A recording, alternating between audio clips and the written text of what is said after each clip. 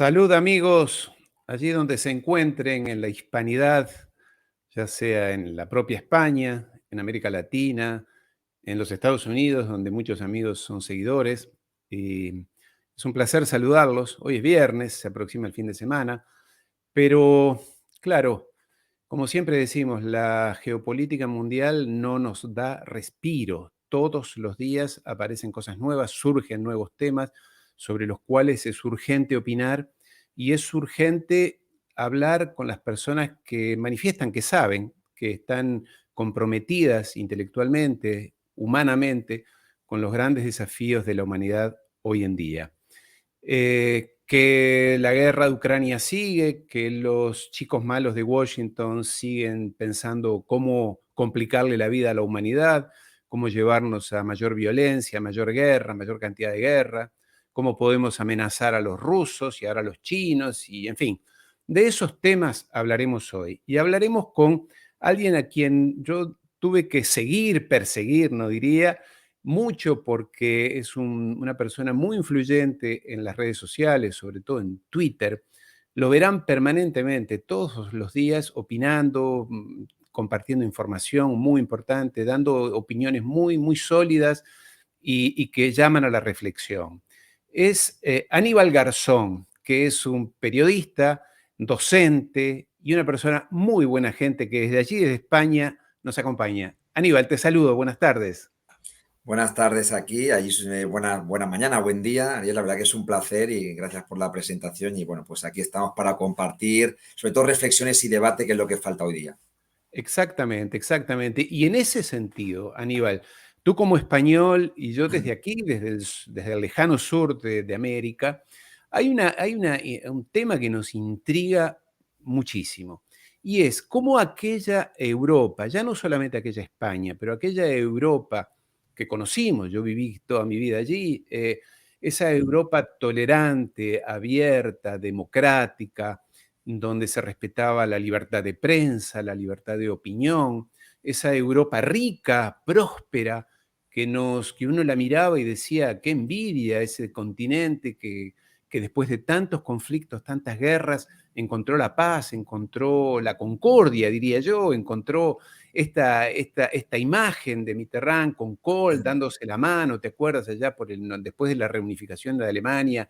En el momento en que Europa parecía, que iba hacia un futuro luminoso de concordia, de convivencia pacífica, en el lapso de semanas, porque no fue más que en semanas allí a principios del 2022, del año pasado, se convirtió, no digo que mayoritariamente, no lo sé, tú nos dirás, en un continente donde muchísima gente se hizo guerrerista, belicista, pro Estados Unidos, pro anglosajones, hay que matar a los rusos, hay que tirarles bombas, hay que tirarles con todo el armamento que tengamos.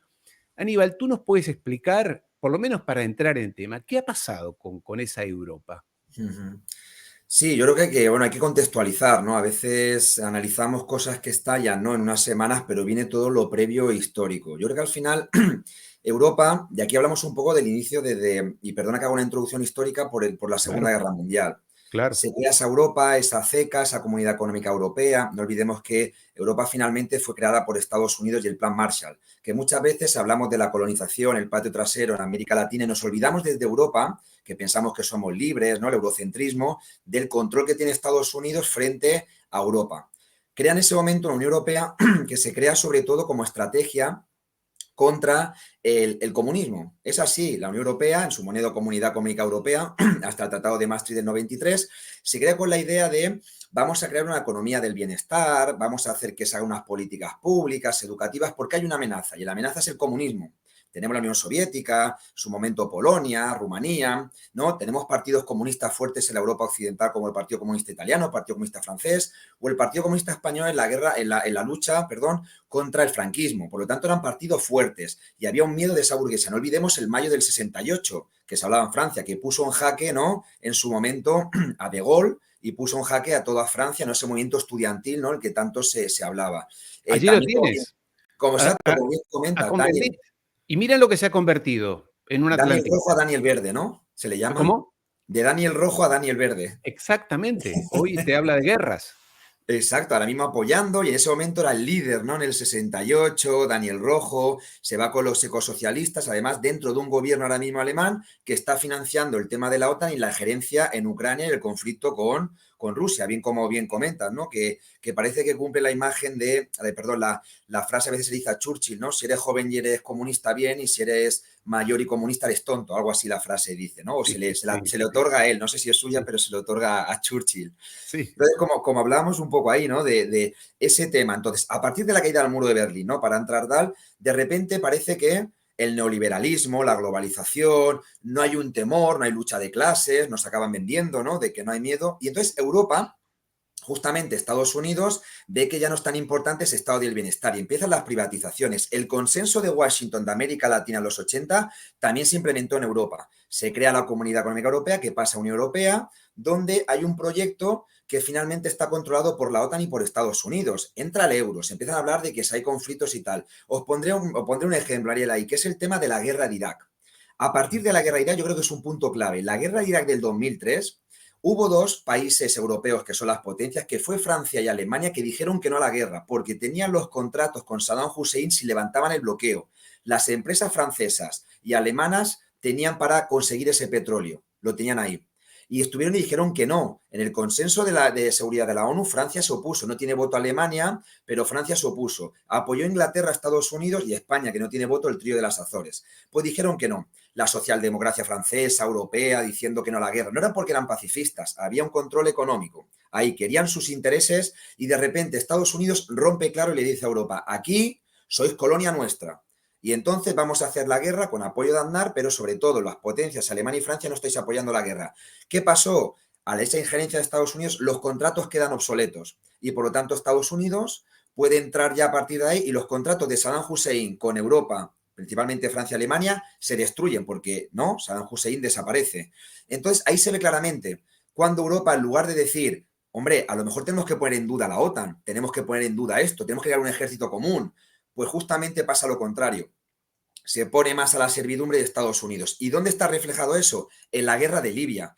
Libia podía haber sido un país del norte de África donde podía tener una relación importante con Berlusconi, con Aznar, con Sarkozy, pero de repente llega y le invaden a Libia con los intereses justamente de Estados Unidos. Por lo tanto, Europa no es algo que viene de ahora, es algo deteriorado, yo creo, sobre todo a partir del 2003 para adelante, más allá de que fue esa colonia que digo en la Guerra Fría. Y empieza a deteriorarse a la orden de la OTAN. E incluso decían que si la OTAN podía desaparecer en su momento, en el 2014, Obama, Premio Nobel de la Paz, dijo en Gales de hacer el 2% del PIB de cada país de la Unión Europea. Y todos los países en ese momento que tal aceptaron. Hoy en día todo el presupuesto al 2%, incluso Grecia con una crisis económica tremenda, de los países que tienen un 2% de la OTAN, presupuesto militar. ¿Qué estaba haciendo Estados Unidos? Todos los países de la OTAN, que son, excepto Turquía, es Europa y Canadá y Estados Unidos, lo demás es Europa, tirando para adelante, entrando nuevos países, Polonia, República Checa y tal, y llevando un enemigo, que es Rusia, cuando en realidad Europa lo que tenía que pensar es que el centro nuevo de ese mundo multipolar era importante desde Bruselas hasta Moscú, y lo vemos con el tema del gas y Gazprom.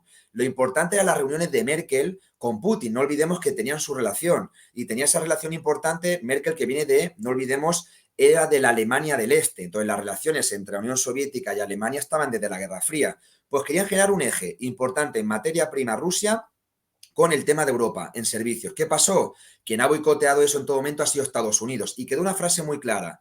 El tema de Biden diciendo en una rueda de prensa con el presidente alemán, Schröder, diciendo que el Gazprom tiene que desaparecer el oleoducto, En la ¿no? cara se lo dijo. Se lo dijo en la cara. Creo que fue, no sé si fue en Berlín o en Washington, No, lo no, dijo en fue la en la cara Casa que Blanca. Creo que en fue en la Casa Casa Blanca. Blanca. Eso tendría que desaparecer. Y justamente el Nord Y Stream haremos 2, todo lo ese necesario para que desaparezca. Eso dijo. sabotaje que hubo ahí. ¿Qué pasa hoy en día? ¿Qué pasa eso? O nosotros aquí en España, por ejemplo, hemos aceptado que es una violación tremenda, y ahora si quieres ya hablamos de otros temas, pero es un ejemplo importante, que es el tema del Sáhara. España, mediador como país imperialista, colonialista del Sáhara, tiene que estar en la mediación de un derecho de determinación, y de repente sale a la orden de la OTAN y de Washington, sale el presidente más progresista de la historia que están diciendo, del señor Pedro Sánchez, diciendo que el Sáhara sí que tiene que ser de Marruecos, cuando fue robado por Marruecos en el año 75 en el pleno caída del franquismo español. Eso es algo que también estamos viendo. ¿Qué ha pasado en España? Que ahora Algeria, que tiene ese conflicto limítrofe con Marruecos, no nos vende el gas, cuando España teníamos gas barato de Algeria. ¿A quién le compramos el gas ahora? A Estados Unidos. Gas mediante barco, y el primero ya no es el oleoducto de Algeria, que ahora se lo vende a otros países, porque lo que hemos hecho con la violación de derechos internacional, del derecho internacional, perdón, que hemos violado en España, nos ha hecho ahora ser más dependientes del gas estadounidense. Ya no tenemos el gas de Algeria porque nos están diciendo que no puede ser lo que hemos hecho. Por lo tanto, estamos siendo más dependientes económicamente. Europa finalmente, y en resumen, hemos sido ahora en materia prima, compramos el gas de Estados Unidos de peor calidad y más caro que el gas de Rusia. Eso nos está generando una inflexión tremenda, un empobrecimiento de la clase trabajadora, y ahí que se está aprovechando en parte es el fascismo, que va con ese discurso obrerista y esa demagogia como hace incluso Trump, y lo que estamos perdiendo es que la izquierda socialdemócrata no revolucionaria, pero que sí que es verdad que está marginada, la intenta marginar, la izquierda socialdemócrata se ha vuelto más sotanista, porque no olvidemos que la socialdemocracia fue un invento potenciado incluso por la CIA en la Guerra Fría, potenciando para el hecho de que intentar dormir a la clase trabajadora por el miedo del comunismo. Todo esto, en resumen, es un factor que estamos viviendo hoy a partir de la guerra de Ucrania. La izquierda más sotanista es justamente, los más sotanistas es la socialdemocracia. Mientras Merkel decía cuidado con la OTAN y con Rusia, que tiene buena relación, gana la socialdemocracia y está la orden de Washington. La socialdemocracia francesa, española y tal, muchas veces se pierde el sentido de identidad nacional, y ese nacionalismo tienen su visión más globalizadora y más a la orden de Washington, porque hay una historia desde la Guerra Fría financiada, la socialdemocracia, por Washington, porque era la manera de dormir a la clase trabajadora. Y eso es lo que ha pasado. Tiene un lazo tan importante con Washington, que es lo que estamos viviendo, justamente ese factor. Y a partir de la guerra de Ucrania lo hemos visto. Apuestan por la OTAN, aumentar el presupuesto al 2% y entrar en un conflicto que no estamos diciendo a favor de la diplomacia, como está haciendo China como mediador. Hemos entrado a destajo. Y aquí se vio en España, que fue el primer país que envió fragatas al tema de conflicto, y nos están metiendo indirectamente en un conflicto en lugar de apostar en lo que hay. La diplomacia siempre tiene que estar por delante del tema militar, y eso no ha querido Estados Unidos, porque el pacto que hubo de negociación en el 2022, no olvidemos que hubo un pacto que llevó a los tratados, ¿no?, de paz y negociación del tema de Ucrania, que fueron los tratados de Minsk, donde estaba Alemania, donde estaba Francia, donde estaba Rusia y donde estaba Ucrania. ¿Quién quedaba fuera de juego? Estados Unidos. ¿Qué ha hecho Estados Unidos y con el caso de Biden y Biden Gate y su hijo? Boicotear en todo momento ese proceso que es la tabla de la 4, la mesa de 4. Y boicotearon todo el proceso de paz y de estabilidad del 2015 hacia adelante. ¿Qué ha pasado? Que en el 2022 ha estallado. Es principalmente un proyecto, entre comillas, de más dependiente Europa, y todavía Ucrania siendo un satélite, con el hecho de intentar evitar una relación euroasiática, ¿no?, entre Bruselas a Moscú. Esa es la estrategia de Estados Unidos, que muchas veces no leemos, de hacernos más dependientes y evitar que la región tenga su desarrollo económico importante. Esa reunión entre Merkel y Putin en su momento era lo que más fastidiaba a Washington, y ha intentado romper en todo momento. Exactamente. Y sobre todo que Putin en un momento se atrevió a decir, creo que en el 2014, creo que fue en el Club Valdai o en uno de esos foros internacionales, que él aspiraba, no fue antes, 2007, En creo que el fue 2007, en el de Múnich. en el de Múnich, en la En el de conferencia de Múnich, exacto, seguridad, sí, sí, sí, sí, donde él 2007. aspiraba a un bloque económico, industrial, productivo, que abarcara toda la Europa hoy occidental, junto con Rusia, que fuera desde Lisboa hasta Vladivostok, es decir, que cubriera todo el continente. ¿Te imaginas lo que hubiera sido eso para los norteamericanos? Yo siempre digo los anglosajones, porque a los Sí. ingleses hay que ponerlos allí, porque ellos son los que también hostigan, alientan y fomentan la guerra y la fractura de Europa. Ellos nunca fueron continentales, ellos son más del Atlántico que del continente. Realmente Inglaterra siempre ha jugado en contra de Europa, ha visto sobre todo a Alemania y a Francia, ahora, antiguamente España, pero siempre ha visto a las potencias europeas como sus grandes desafiantes, como sus grandes adversarias. Entonces, a los anglosajones les interesa destruir, quebrar, romperle las piernas, como dijo Maradona allí en aquel 94, quebrarle las piernas a Europa desde el punto de vista económico para que no se fortalezca. Y lo curioso de todo esto, que tú bien señalas, Aníbal, es, ahora, ¿cómo es que la población europea, yo tengo familia, amigos, colegas con los que he estudiado, con los que he trabajado allí, y que hoy en día me dicen, bueno, sí, está bien, hay que ir a hacer la guerra contra Rusia. Y recordemos que Kiev está a 1.300 kilómetros de Berlín, es más o menos la distancia entre tu Barcelona y París, o sea que un misil que salga de ruta, se arma una guerra de verdad de envergadura. ¿Cómo es posible? Las personas no toman conciencia de que están jugando, diría, entre comillas, con una potencia atómica allí en las fronteras. Bueno, yo creo que justamente, ¿no? Yo compartiendo con gente de aquí de Europa y con gente de América Latina veo un discurso más crítico sobre esa perspectiva en América Latina que en Europa. Exacto. En Europa, ¿qué ha pasado? En Europa tenemos el factor mediático, es que no hay ninguna pluralidad. Podemos estar hablando aquí al Ariel, yo hablo con diferentes medios, no tengo espacios en medios masificados de aquí, entonces no hay un discurso, o como mucho pueden poner a alguien, pero es el loco. No suele haber ese discurso. Ahora mismo hay mesas de diálogo en un debate televisivo donde todas las posiciones son otanistas y Putin es el criminal número uno. Ese es el discurso de las 7 personas. Tenemos eso constantemente, esa información. Más fake news constante de ¿no? Putin criminal. Cuando tenemos Estados Unidos que ha hecho barbaridades en Irak, en Afganistán, en Libia, en Siria. Eso no sucede, eso no existe, no hay esa doble vara de medir. Entonces, Putin en el 2005 le dieron un nombre, una medalla en Madrid en el 2005 y ahora de repente es un criminal. Entonces, ese discurso mediático, la sociedad de redes y todo eso, nos acaban haciendo esa visión de que de repente es el enemigo Rusia y lo que está haciendo en Ucrania. Ese es un factor. El segundo es el tema de proximidad, que muchas veces si hay cosas que pasan en Libia o pasan en Afganistán, es el tercer mundo. Ay, pero esto es solo europeo. Y de repente Claro. ahí ya empieza a haber algo. Pero sí que es verdad que yo eso pongo sobre la mesa. También se bombardeó Yugoslavia y quien era el presidente de la OTAN en ese momento, el secretario general, era un español en el Solana, sí. 99, ¿no? Y estaba ahí Solana, el español Solana, bombardeando en el 99. Pero ahí de repente los medios pasó lo mismo. ¿Qué sucede? Que siempre nos hablan esas fake news, esas mentiras. Igual que las armas de destrucción masiva, nos decían que estaba Milosevic haciendo un genocidio. Entonces, lo mediático tiene mucha potencia. Esas armas de destrucción masiva, como bien pones, ¿no? Y esas mentiras, porque esa foto que justamente está ahí fue, si no me equivoco, era una hija de un embajador, ¿no? De Embajador de Irak. la, ¿no? De Irak. De Era la hija del embajador de Irak en los Estados Unidos. exacto. Cuenta tú la historia, por favor, si Sí, te algo acuerdas. así, que salió justamente, ¿no? Diciendo de las barbaridades que estaba haciendo Saddam Hussein y luego era una persona que vivía en Estados Unidos porque era hija de embajador Exacto. de la embajada. O sea, que fake news tenemos. Hasta son malos para mentir, ¿no? Porque, Sí, sí, bueno, dijo traeme a alguien, aunque sea que de Irak. Saddam estaba bombardeando, fue el famoso caso de las incubadoras de bebés, que ella Exacto. había visto que había incubadoras de bebés que Saddam, no sé, bombardeaba en los hospitales y más, toda una gran mentira, era la hija de un embajador. La hija del embajador ahí. Entonces, esa mentira constantemente. ¿Qué sucede? Que en Europa falta crítica. Los medios, yo veo en América Latina, ¿por qué? Porque en Europa hay una sociedad demasiado mediatizada. En América Latina, la comparativa, todavía hay mucho tejido social.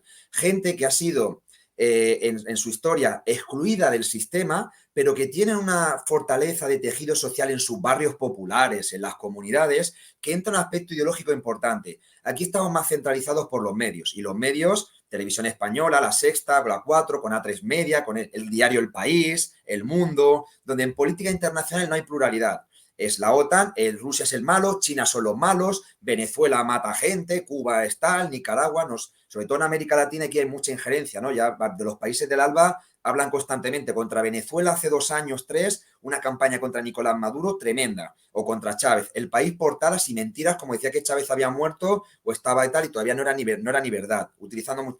¿Qué sucede con eso? Que en Europa falta eso. Como no hay tejido alternativo, son partidos del sistema que controlan y que tienen el contenido, vemos que no hay posición crítica. Los medios controlan y entonces empieza a haber sobre todo, yo creo que es un fenómeno hay una amenaza contra el occidentalismo, pierde hegemonía. Estados Unidos, sistema multipolar, y entonces utiliza todos sus sistemas propagandísticos de repente para que intentar la sociedad europea que estemos una realidad. Siempre ha pasado, eurocentrismo, estamos en una realidad diferente.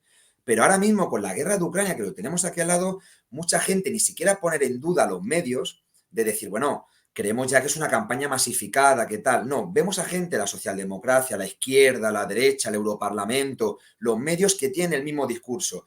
Sobre todo, ¿por qué? Porque ven, sobre todo, una Europa, yo creo, desestabilizada, una Europa perdida, algo que pasa cerca de Ucrania, que Rusia ya no depende tanto de Europa y se está viviendo también para Asia, sus relaciones con China. Todo ese factor pone en duda en esta sociedad de la comunicación y la información, que nos falta sobre todo un empoderamiento ciudadano de crítica y de reflexión, y porque falta tejido social. En los años 70, en España había mucho tejido social en los barrios populares. Hoy no existe, destruido por el Partido Socialista, ¿no? Junto con el Partido Popular tienen ese bipartidismo, destruyen y totalmente son esas redes como mucho, pero no hay ese tejido que hay en América Latina y tenemos discurso más crítico. Hoy en día la OTAN somos subyugados al 100% y nos dicen lo que tenemos que pensar. Y eso es peligroso, porque hay partidos, no olvidemos que aquí en España está el partido de PSOE con Podemos.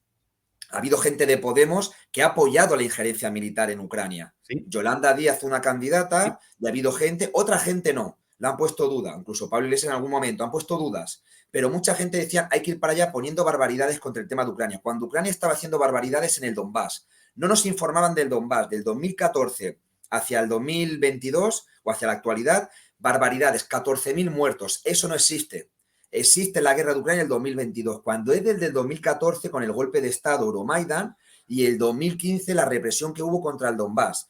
Eso no existe en los medios y no existen los medios, no existen. Y es peligroso, muy peligroso que está pasando. No hay autocrítica y pluralidad. Vivimos otra vez en la dictadura mediática. La opinión no es pública, es opinión mediática. Y eso pasa, más tecnologías en una sociedad, Europa tiene mucho más pérdida de autocrítica. Y eso hay que empezar a Exacto. reflexionarlo y nos tiene que dar este factor en este conflicto.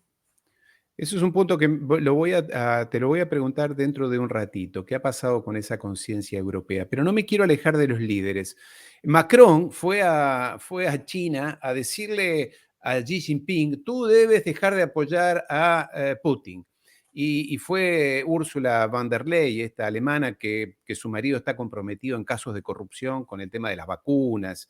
En fin, todo un caso que sería para otro capítulo, la corrupción dentro del Parlamento Europeo, la vicepresidenta del Parlamento Europeo en prisión con su marido, su pareja, en prisión por corrupción, con dinero encontrado, vicepresidenta del Parlamento Europeo. Pero en fin, ese es otro tema.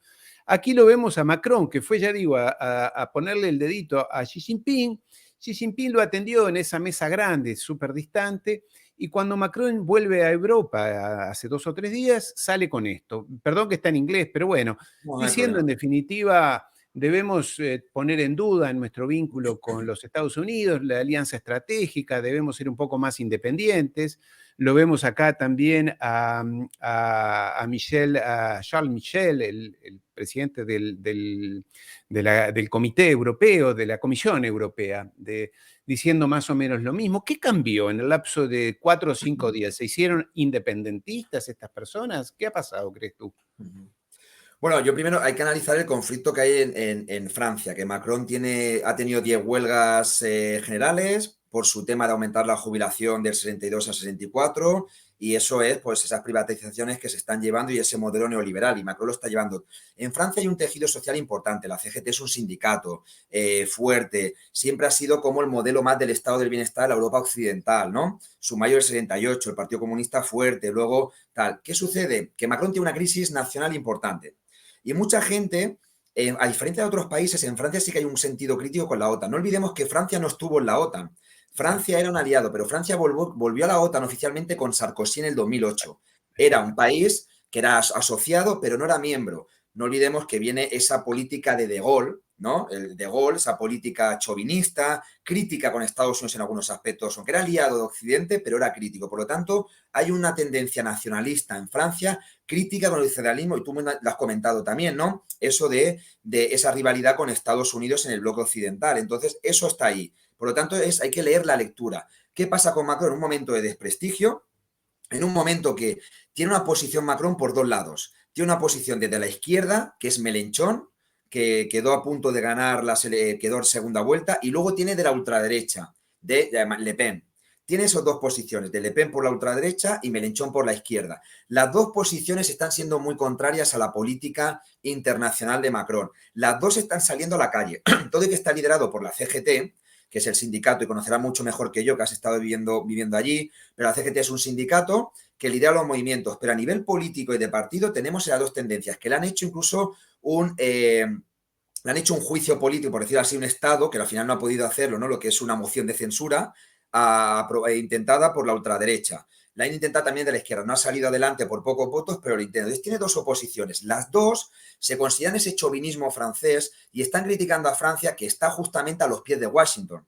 Un país que no era crítico con la OTAN, ahora cumple al 100% desde Sarkozy. Un país que está teniendo incluso rechazos, no solamente con el tema, sino no olvidemos en África. África está rechazando, está yendo Macron a África, y África, que han sido 15 países africanos que dijeron no a las sanciones de Rusia. África está en un proceso que es interesante, que tendríamos que analizarlo, de 15 países que dijeron no a la condena en la ONU a Rusia, y empiezan a mirar mucho a Rusia y a China como socios, y están haciendo su proceso de segunda independencia, que se habla tanto en América Latina, su Exacto. independencia política, pero critican la neocolonización de Francia. No quieren depender del franco francés. Senegal, ha habido países, Mali, que le ha dicho a las tropas francesas que fuera, que Sí, entren los sí. rusos, que entre la, ¿no? Entonces, eso Y es el interesante. presidente que creo que de Gabón le dijo en una conferencia de prensa en su cara a Macron, deja de subestimarnos, no somos subdesarrollados. Y la semana pasada Putin reuniendo a creo que 20 países allí en Moscú, 20 países africanos, les condonó la deuda a los países africanos de 20.000 millones de dólares. Mientras unos les dicen más deuda, más guerra, más enfrentamiento, otro, en este caso Putin, les dijo, les libero el peso de la deuda. Y estuvo gracioso, y disculpa que te haya No, interrumpido, no, no, que adelante, sí, muy el interesante. ministro de Relaciones Exteriores de no sé qué país, creo que fue Gabón, que dijo, han venido el primer ministro de Alemania, el francés y Gabón. otros a visitarnos, a pedirnos aquí en África que nos peleemos con los rusos, siendo que ellos nos han colonizado, nos han robado todo, nos han esclavizado, han comercializado a nuestro pueblo y los hemos perdonado, dijo. Pero, ¿por qué quieren que nos peleemos con los rusos si los rusos nunca nos hicieron nada? Digo, hay un mundo, como tú dices, un mundo que no parece tan unánime contra Rusia, contra China o contra aquellos, ¿no? Parece que no es Claro. tan así como lo venden los medios de comunicación, ¿no? Claro, justamente como comentas, ¿no? Complementando, estoy de acuerdo con lo que dices, es como pongamos en América Latina, los que en realidad históricamente han hecho saqueo, ¿no? Y recuperando además, creo que era el 50 aniversario, no era la muerte del el quinto o sexto aniversario de Galeano, las venas abiertas de América Exactamente, Latina. Quien exacto, sacaron allí fueron los yanquis, los ingleses, los españoles, los europeos. No han sido ni los rusos ni los chinos. Incluso los chinos lo que fueron a veces fue mano de obra esclavizada que fue para allá de Asia. claro. Entonces, de repente, quien tiene que pedir perdón es España el 12 de octubre, que todavía se celebra aquí el 12 de octubre. Podríamos decir, ¿no? O al menos decir, bueno, que ya lo ha dicho López Obrador. Pues en este caso pasa exactamente lo mismo, que en Francia está pasando justamente eso. Entonces, hay una crítica a su política. No le han hecho nada a los rusos y los chinos. Dejar que sea esa soberanía de esos países y puedan decir. Por lo tanto, dijeron también de tenemos que tener ese plan. Y eso es lo importante que hay que verlo, ¿no? Entonces, en Francia es lo que está pasando, de que Macron se ha visto, ¿no? Volviendo un poco al libro que había sido inicial, de que se ha visto Macron un poco como, uy, la política nacional ha perdido prestigio, hostias, por como decimos aquí, ¿no? Por todos los lados, y de repente te sale y te dice, como concepto chauvinista de recuperación de Gaulle, es verdad, no tenemos que depender tanto de Estados Unidos y tenemos que negociar más nosotros. Claro, lo dices ahora después de que estás destruyendo la soberanía de Francia con armamento, de criticar lo máximo y de quitar las mesas de negociación con Rusia, de ser además una reír con las mesas largas, de que los chinos, además, no olvidemos que en la reunión de la OTAN del año pasado en Madrid, que hubo una reunión, hubo 5 puntos de acuerdos y uno de ellos fue, cuidado que China puede ser una amenaza futura para la OTAN. Eso lo firmó Francia. O sea, la doble vara de medir es un juego diplomático porque han ido Macron, ha ido el presidente también de España, que fue también antes de Macron, Pedrito donde ya Sánchez. iba a ir incluso Borrell, pero está con el COVID. O sea, que ya están yendo todos los europeos a China porque China puede hacer una mediación con Ucrania. ¿Qué ha visto Europa? Y viene un poco la primera pregunta. Europa está tan perdida en la geopolítica y ha estado tanto a la orden de Washington que está viendo las consecuencias. Y ahora está tan perdida que ha visto que China ha hecho una agenda de 12 puntos de paz y ha dicho, nos interesa ahora mismo que se solucione el conflicto cuanto antes porque la inflación, la pérdida de compra de recursos de Rusia, la dependencia con Estados Unidos, nos cierran grifos por África incluso que están mirando otro tipo de socios. Estamos ahora mismo perdiendo porque Europa no es, claro, no es una potencia en el tema de recursos de materia prima como es América o Asia, no lo somos en Europa. Y entonces están viendo esa caída. ¿Qué está pasando ahora? Que Europa está llamando a China ahora con mucho nervio y están allí porque se ven perdidos y creen que es el mediador que puede solucionar el conflicto. Pero ahora, después de criticar a China barbaridades, Europa, dictadura, la represión, volviendo otra vez que es casi que están aquí en Tiananmen, ¿no? Y de repente están yendo para allá. Entonces, esa doble vara de medir es por dos soluciones. Primero, pérdida total de orientación de Europa y segundo, no olvidemos lo que decía, cómo Macron ha perdido mucho su popularidad en Francia y tiene esos dos discursos críticos con la OTAN y de soberanía y de chauvinismo por la izquierda y por la derecha. Y entonces él quiere recuperar esa imagen de yo no soy así porque se está viendo amenazado incluso por la moción de censura. Creo que tiene ese doble juego. Ahora, ¿tú crees, Aníbal, tienes la sensación, porque uno puede creer y equivocarse, pero tienes la sensación de que nos conducen, por lo menos allí en Europa, a una guerra de mayor envergadura? Obviamente que ya hay una guerra, pero una guerra regional, global, mundial, ¿crees tú que puede llegar esto a desembocar en algo así? Bueno, yo creo, diciéndolo un poquito optimista, ¿no? Es difícil de prevenir porque hay tantos factores que a veces, pues en las ciencias sociales, a veces tenemos esas irregularidades, no es una ciencia regular y es complicado con tantos indicadores económicos, sociales, geopolíticos, ¿no? Yo lo que creo que uno de los aspectos que, y volviendo, ¿no? El interés de a Estados Unidos le interesa una guerra de larga duración. Ha estado 20 años en Afganistán. Hay un negocio, es una economía de guerra Estados Unidos. 800.000 millones ha sido el presupuesto de Biden y lo va aumentando. Desde Obama para adelante se ha aumentado muchísimo. Estados Unidos tiene que vivir de guerras. Es una economía así. Es el país que hace el mismo presupuesto que los 10 países seguidos. China, Arabia Saudí, Rusia. Es el país que vive de ello. Le interesa, pero lejos. No le interesa una guerra con la crisis de misiles de Cuba o en México. No, le interesa una guerra fuera. ¿Qué es lo que va a intentar Estados Unidos? Esa guerra duradera, que sea muy clara ahí, su negocio en el negocio de armamento, ¿no? En ese caso, pero sobre todo que hay una guerra de duración para intentar desgastar a Rusia. Ese es el primero. Y el segundo, lo que va a intentar va a ser posiblemente también con el tema de Taiwán. No olvidemos la visita de la presidenta del gobierno autonómico. No es un estado Taiwán, ¿no? Porque no lo venden así. Ha ido a Estados Unidos y ha habido ahora el hecho de que también con el pacto AUKUS, con el pacto que hubo entre Australia, entre el Reino Unido y entre Estados Unidos, es militarizar mucho esa zona. La idea es generar también una carrera armamentística entre China y Taiwán. ¿Cuál es la idea? Que China se centralice en un conflicto de límite territorial, que Rusia también, y de esa manera intentar ahogarles económicamente para que no tengan ese aumento de hegemonía en el mundo multipolar. Lo que busca Estados Unidos es ahogar lo máximo posible a Rusia con el conflicto de Ucrania y a China con la guerra armamentística y tal. De esa manera que se centren en conflictos limítrofes, ¿no? E intentar, no olvidemos que ha habido situaciones como el golpe de Estado en Pakistán. Pakistán tenía buena relación ahora con Putin. Le dieron un golpe de Estado a Pakistán, que nos olvidamos de ello. Con India, que hoy creo que se celebra ya, que es el país, bueno, se celebra entre comillas, más poblado del mundo, con estimaciones de la ONU, van a intentar. Lo que pasa es que India tiene un pasado diferente que el de Pakistán. Es un país que siempre ha sido muy no alineado. Pakistán sí que ha sido más a la orden de Estados Unidos. Van a intentar también que se generen conflictos entre India y China. Son países de BRICS, pero lo van a intentar. Tienen algunos conflictos limítrofes cerca de la frontera con Nepal, ¿no? De Cachemira, y van a intentar meterlo. La idea es generar conflictos limítrofes. ¿Para Y qué? sumar a Para, Japón, ¿no?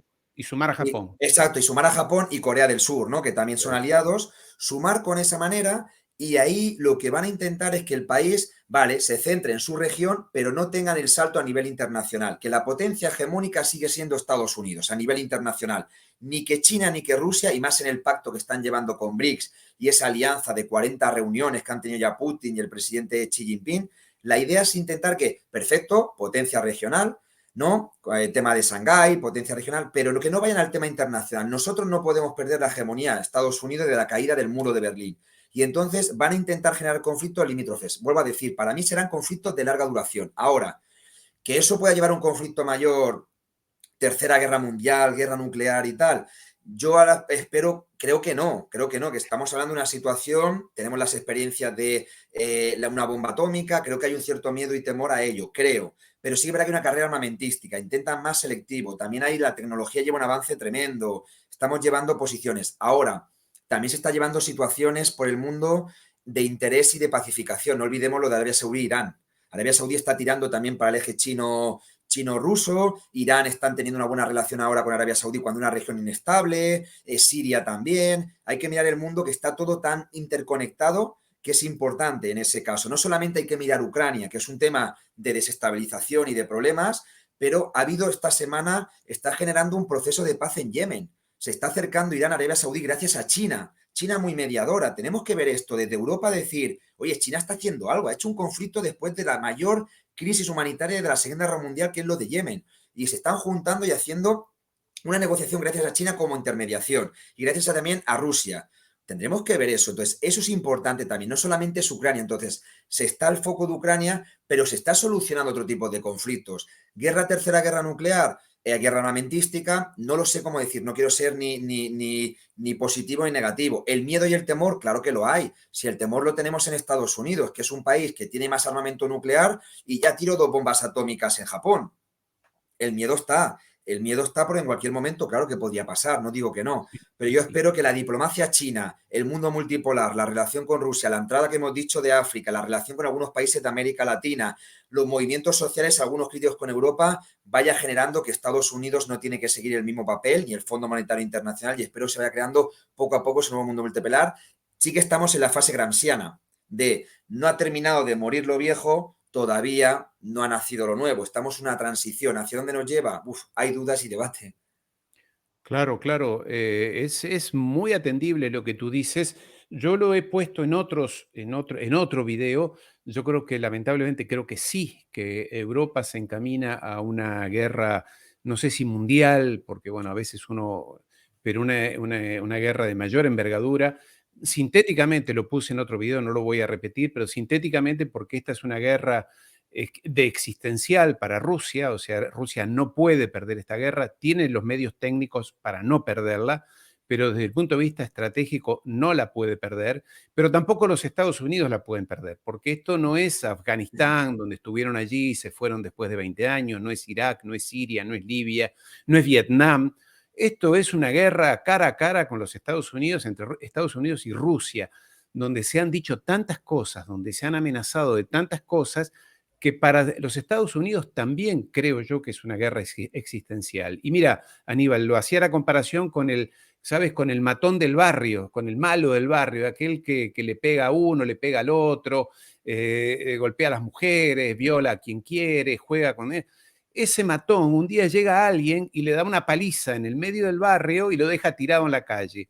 Ese matón ya ha perdido completamente su autoridad, ha sido humillado y nunca más se recuperará.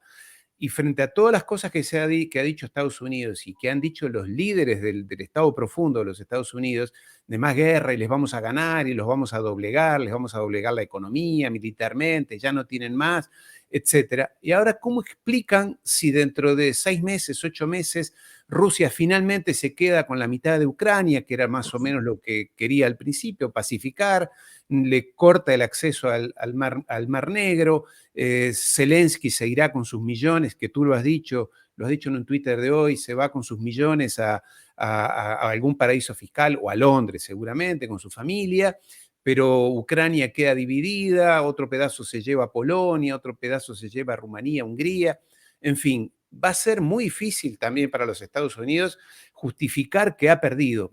Probablemente esto termine en un armisticio al estilo Corea del Sur, Corea del Norte, no ganó nadie, ninguno es vencedor, ninguno es vencido, pero para el mundo va a ser muy difícil justificar. Por eso yo creo, conozco bastante bien el estado profundo de los Estados Unidos, los chicos malos de allí de Washington, yo creo que ellos van por más, yo creo que van por más y hay un antecedente que se pierde de vista con esto de la bomba atómica, porque todos creemos, como tú bien dices, que finalmente la cordura evitará que aprieten el botón rojo, sobre todo los anglosajones.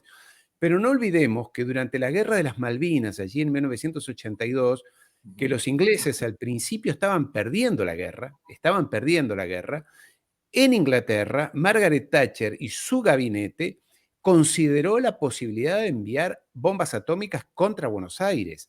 Ellos dijeron, esa guerra no la vamos a perder. Hay documentos del Foreign Office de Inglaterra donde ellos definitivamente dijeron, esa guerra que está muy lejos, estaba a 15.000 kilómetros, en un mar complicado, etcétera, dijeron, esa guerra no la podemos perder y si nos va mal, tiraremos bomba atómica contra Buenos Aires.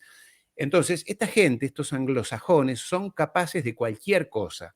Y como finalmente a los norteamericanos, concretamente, se sienten lejos, ellos están del otro lado del Atlántico. Bueno, Europa, ¿te acuerdas lo que dijo Hillary Clinton, no? Fuck Europa, ¿no? Me importa nada Europa, que se mueran. Ellos dijeron, hasta el último ucraniano, lo dijo McCain, el ex senador Sí. republicano, y ahora yo creo que están dispuestos a decir hasta el último europeo. Lo digo porque yo tengo mi familia allí, tengo hijos y eso no debería pasar y no podría pasar, pero son capaces de cualquier cosa.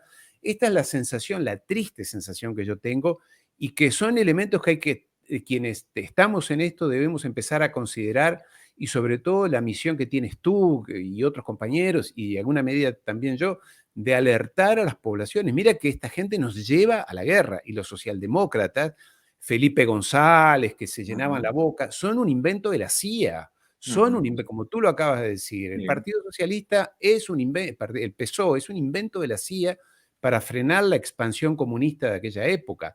mm, Entonces, estos ya están jugados, ya están vendidos, ya están hipotecados, y yo creo que un Pedrito Sánchez sería capaz de justificarnos una guerra. Bueno, si, ayer un compañero preguntaba, y sí, pero Estados Unidos no va a mandar soldados a tierra, y los pondrá España, los pondrá ujú, Alemania, los pondrá Polonia, los pondrá Hungría, pero a ellos no les importa. Esta es mi sensación que quería simplemente matizar con lo que tú bien has dicho, Aníbal. Entonces, la sensación es que, digamos, algo raro está pasando. ¿Y cómo ves tú, Aníbal, desde allí el fenómeno chino? Porque recordemos que Europa, hasta ujú, hace 2 años, tenía firmados compromisos económicos, comerciales, financieros, de infraestructura, muy importantes con China. China es dueña de los principales puertos europeos, del Pireo, de Hamburgo, en España también, en Trieste, en Italia. ¿Cómo ves tú esto de China? Que y lo iniciamos con la visita de Macron. ¿Cómo lo ves? ¿Cómo va a evolucionar esto? sí. Antes de responder de China, nada, complementar un poco lo que dices, ¿eh? Y estoy de acuerdo. Solamente que hay una cosa, y Estados Unidos, si vamos a la Segunda Guerra Mundial, tiró la bomba atómica, las bombas atómicas cuando no eran necesarias. No tenía un rival atómico, ni la Unión Soviética tenía tal, no sé qué. Pero es que estamos en un contexto donde ahora sí que lo tiene. Y hay una palabra que Estados Unidos, que va con mucha potencia, pero luego muy vulnerable. Tiene mucho miedo. 4 misiles de Cuba y tal, en el 61, cuando la guerra de misiles, y rápidamente. Y cuidado lo que hace México, y cuidado con Venezuela, y cuidado con Nicaragua, y tiene un miedo tremendo lo que queda cercano. Claro, es que ahora compiten que en Corea del Norte llegan, cohetes de Corea del Norte llegan a Washington. Y ahora mismo la tecnología hace que puedan tirar de un sitio, ¿no? De Rusia puedan llegar. Por eso, ¿no? Es decir, que Estados Unidos ya no está tan lejos de todo, porque hoy en día la tecnología ha avanzado mucho. Y China también, cuidado. Y yo puedo y tal. Por eso es lo que digo de que Estados Unidos, tanto que es el fuerte, finalmente es el débil internamente. Porque la palabra seguridad, como dice Fidel Castro en Oliver Stone, en el documental Oliver Stone, ¿no? El comandante, dice, es su religión. Y la palabra seguridad. Entonces llega un momento que le dan ese miedo. Entonces, por eso ellos pueden ir de potentes y tal, pero rápidamente saben que hoy puede caerle. Y si muchas veces Rusia ha resistido es porque Fidel dijo, me podéis bombardear Cuba, pero tendré un misil que llegará a Washington. Y ahí era como, uy, cuidado con Cuba, aunque luego sea un país de 10 millones de personas y una isla. Por eso ahora ya empieza a tener un rival militar, importante, y con la tecnología yo creo que ahí, por eso Corea del Norte no la ha invadido. Invaden Libia cuando hay un proceso de pérdida, ¿no? Lo que fue ya Gaddafi se hizo con Occidente, Gaddafi la invaden. Saddam Hussein, que estaba demilitarizado, y lo invaden. Afganistán, que estaban perdidos ya y habían sido sus socios, invaden a vulnerables, pero a Corea del Norte no se han atrevido a invadir. ¿Por qué? Porque es potencia militar. Por eso ahí hay una escala militar de que intentan desgastar por otra manera, como bloqueos y tal, pero tienen un miedo Estados Unidos de que cualquiera. Y creo que ahora, pues por eso hay que indicar de que irían con más prudencia que en la Segunda Guerra Mundial, que no hacía falta esa bomba. Y la tiraron para darse de nosotros somos los mejores y los más grandes. Y no hacía falta asesinar a 300.000 personas en Japón cuando estaba destruida ya Japón en la guerra y había una guerra ya finalizada. Eso fue un poco como el toque de el nuevo orden mundial yo lo impongo, ¿no? Entonces, por eso sería como ahí, ¿no? Pero bueno, no yéndome un poco ya al test, vamos a lo de China, ¿no? Que tienes que con el tema de Europa. Yo creo que bueno, que Europa, lo que decíamos, Europa ha estado a la orden justamente en su momento, China entró a partir del 2004-2005, China con sus reformas empieza, ¿no?, a atender esos negocios internacionales, a pasar de su fenómeno de primero alimentar con el maoísmo, ¿no?, con sus problemas que tuvieron incluso de crisis algunas que decían agrarias, pero tengo que alimentar a 1.000 millones de personas y lo consiguió China. Vamos a un proceso de industrialización y ahora está el proceso de tecnología y servicio. Entonces, China tiene un crecimiento importante a partir del 2004, 2005 y empieza a extenderse en los negocios de China. Abre la economía china a empresas extranjeras y se mete McDonald's y se mete Nike y se mete Adidas, pero China paralelamente también entra en las economías europeas. Como bien dices, controla aeropuertos, controla comercio, todos los productos compramos hoy y te vienen camiones y camiones que vienen de China. Se hace potencia internacional. La mayoría de países, su primero es justamente China. Y como bien pones en ese cuadro, que lo puse el otro día en Lo Twitter, si no me pusiste tú. equivoco, Lo ¿no? pusiste tú.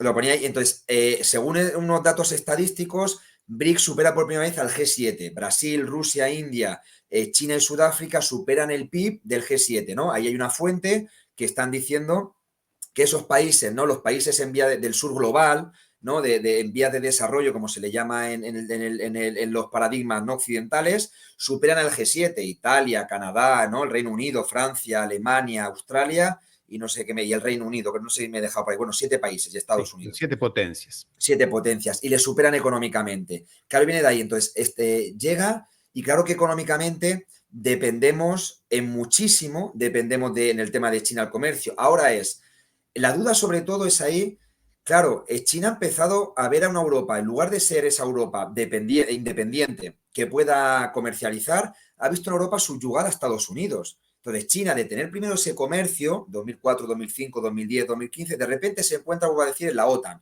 Y dicen que China es una amenaza. Empieza a haber una desinformación sobre el COVID de China tremendo, que parece que hayan creado COVID en China, ¿no? Por encima de la ciencia hay fake news, la política y la geopolítica. Claro, China empieza a enfadarse un poco diciendo, soy un socio comercial, tengo pensado en crear la ruta de la seda, no olvidemos la ruta histórica de la seda, ¿no?, que crean incluso desde Shanghái, si no me equivoco, hasta Lisboa, comercio, crear esa potencia de yo crear materia prima, ¿no?, la ruta de Shanghái como bien, ¿no?, se muestra en el mapa, de crear todo eso y esa relación. Y de repente vemos una Europa perdida en la geopolítica, con discursos de la OTAN y sobre todo a partir del trumpismo. No olvidemos que quien entró mucho fuerte contra China fue Trump. Trump, tenemos dos políticas. Tenemos la política demócrata, que su principal enemigo es Rusia. Obama, lo militar, no sé qué. Ahí tenemos un tema militar y su principal enemigo es Rusia. Vemos lo de Biden en Ukrainian Gate. Y luego tenemos los republicanos, que su principal enemigo económico es China. Rusia sería más el rival militar y China sería el rival económico. Pues a partir de Trump, no olvidemos la campaña xenófoba de Trump, ¿no? Los chinos, una amenaza, cuidado, venía la OTAN y tal. Y entonces, vuelvo a decir, la colonización de esa colonialidad que también tenemos en Europa, nos basamos en el frente de Estados Unidos, nos dice ahora que cuidado con China y en Europa decimos cuidado con China. Claro, esto nos acaba diciendo, si China es un socio comercial, ¿por qué? ¿Qué está pasando? Lo importante es eso, que decir, Europa tiene que tener su soberanía y negociar con China. ¿Qué tenía que haber hecho Europa claramente? Es una cosa muy clara. Lo que tenemos que hacer es crear su moneda del euro, pero sigue teniendo dependencia con el dólar. El Fondo Monetario Internacional tiene un derecho a veto de Estados Unidos. En lugar de decir Europa, yo me alío con Rusia y China en temas, Alemania no tiene Consejo de Seguridad de la ONU, no tiene ese asiento. Tiene el Reino Unido, que como bien dices, es un país anglosajón, y por lo tanto, el único que tiene Europa es Francia. ¿Por qué Alemania no apuestan por un nuevo Consejo de Seguridad de la ONU, apostando por esa reforma que también apoya Rusia, China o India, o Sudáfrica o Brasil?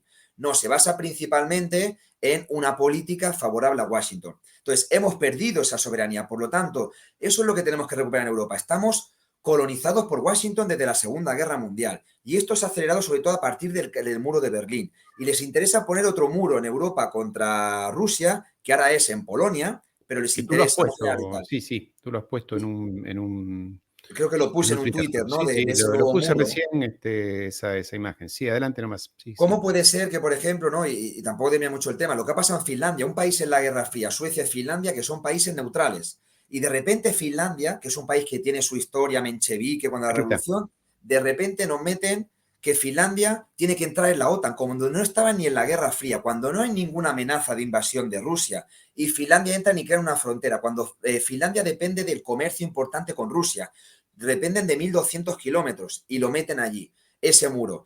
es lo que viene. Estamos en una guerra cultural. Nos hablamos de la guerra, estamos en una guerra cultural y la CIA es experta en eso. Hay un libro muy importante de Stonor Johnson, lo leí hace tanto tiempo, Stonor, que es la CIA en la Guerra Fría cultural. ¿Cómo nos han implementado? Entonces, hay un miedo ahora de cuidado con los rusos, cuidado con los chinos, y todo lo que es la oligarquía europea tiene un control controlado por Estados Unidos. Pongo un ejemplo. Estados Unidos nos dice cuándo podemos comercializar con Venezuela o no. Repsol, ahora que hay una crisis y han tenido cierto acercamiento algunos de Estados Unidos con Venezuela, ahora Repsol puede entrar. De repente hay bloqueo de Cuba y perdemos la comercialización con Cuba. España es un primer país que tiene comercio con Cuba. Pues la posición común de Aznar, que nos meten contra Cuba cuando en realidad tendría que decir Europa, nosotros comercializamos con quien nos dé la gana. Esa es la soberanía. Comercializamos con Venezuela, con Cuba, con Nicaragua, con Francia, perdón, con África, con Asia. ¿Qué ha pasado? Que quien decide la política exterior de Europa no es el alto representante Borrell, es justamente Washington. Y eso es lo que tenemos que analizar, que muchas veces, ¿no? Como un carácter antiimperialista, anticolonialista, hablamos de África o América de nosotros, yo como europeo, siento que también estoy colonizado con otra posición en el centro-periferia, pero en la política internacional Europa está perdida. No puede ser ahora mismo que de China sea un negociante. Yo entiendo que en el comercio hay conflictos, está claro. Sea un socio comerciante y nosotros hayamos caído también en que porque no hay que olvidar una cosa, que muchas veces hablamos de Estado, muchas empresas deslocalizaron aquí y se fueron a mano de obra barata en China en su momento y en la India. Por lo tanto, quien tiene problemas también hay que criticar es la burguesía europea, que se fueron para allá y hoy en día tenemos ahora problemas con microchip. Las empresas han ido allí, en Corea del Sur fabrican microchip y aquí los coches están paralizados porque no tenemos microchip. Por lo tanto, no olvidemos que ese modelo de globalización que implementaron también de las universidades como Harvard y dijeron que era el modelo viable, la globalización. Estamos teniendo consecuencias económicas. Pero si estamos en ese modelo, aceptamos que no se pierda la soberanía de una Europa, que eso es lo que está pasando. La están violando en todo momento esa soberanía. ¿Qué pasa? Que Europa, y no alargarme más con el tema este de lo de Europa, no olvidemos que Europa perdió un principio. Si Europa presume de democracia, lo que pasó es que hubo un referéndum por la Constitución Europea. Se aprobó en España ese referéndum, pero en Francia se dijo que no, en Irlanda creo que no, y en Bélgica creo que no. Los otros eran parlamentos, en Alemania fue el parlamento, pero finalmente cayó el tratado ese que era la Constitución. Finalmente se juntan en Lisboa y la aprueban ellos sin el derecho a la gente a decidir. Por lo tanto, no es un proyecto democrático, es un proyecto elitista que quería un tratado de libre comercio incluso con Estados Unidos, y es un proyecto elitista. Bruselas no es democrático. Va toda la mugre, y así lo digo, de todos los parlamentos de Europa, son los eurodiputados, a llevarse los bolsillos y a tener su relación con las corporaciones. ¿Qué es lo que pasa? Que venden la patria. Lo más antipatriota justamente está siendo la oligarquía europea, los intereses de Washington. Exactamente. Ahora, déjame que agregue algo más allí también, Aníbal, respecto de la soberanía. Resulta complicado, visto desde afuera de Europa y sobre todo de América Latina, escuchar a europeos, incluidos españoles, a mi amada España, pero sobre todo al gobierno estoy hablando, de libertad y soberanía, cuando tú tienes, dentro de tu país, tienes tropas extranjeras. Alemania tiene desde la Segunda Guerra Mundial 55.000 soldados norteamericanos, porque después de la guerra, el Tratado de Paz y demás, y tienes bases militares dentro de tu territorio. España tiene dos, creo que son dos. Dos. Bélgica, Holanda tienen bases militares norteamericanas con bombas nucleares norteamericanas. Alemania tiene 40, Italia también, Grecia, Turquía. Entonces, ¿con qué independencia, con qué autoridad moral tú puedes decir la libertad y la democracia, puedes hablar, dar cátedra en el mundo cuando tu territorio, tu propio territorio, está con tropas extranjeras adentro? Y aquí agrego algo más. El embajador de ese país que te pone tropas es un personaje a veces más importante que el propio presidente de gobierno, porque él, hay algo que no le gusta, algo que salga en los periódicos o algo que diga algún ministro, automáticamente llama al presidente de gobierno y le dice, oye, mira, aquí esto. ¿Y por qué? Porque tengo bases militares dentro de tu país. Es como Colombia, que tiene 7, 8 bases militares norteamericanas dentro de su territorio. ¿Qué independencia, qué libertad, qué soberanía tiene? Entonces eso también Europa y en este caso los franceses, que son los que más conozco, les Mm, gusta dar cátedra por el mundo. Yo lo veo a Macron ayer en una universidad allí en Holanda, dando ujú, cátedra, y mm, tiene, como tú decías, su país incendiado, ujú, toda su sociedad en estado casi que de revolución o de guerra. Está comprometida con el alto mando de la OTAN, el Estado conjunto. Entonces, ¿con qué autoridad esta gente habla y le da cátedras a China, por ejemplo?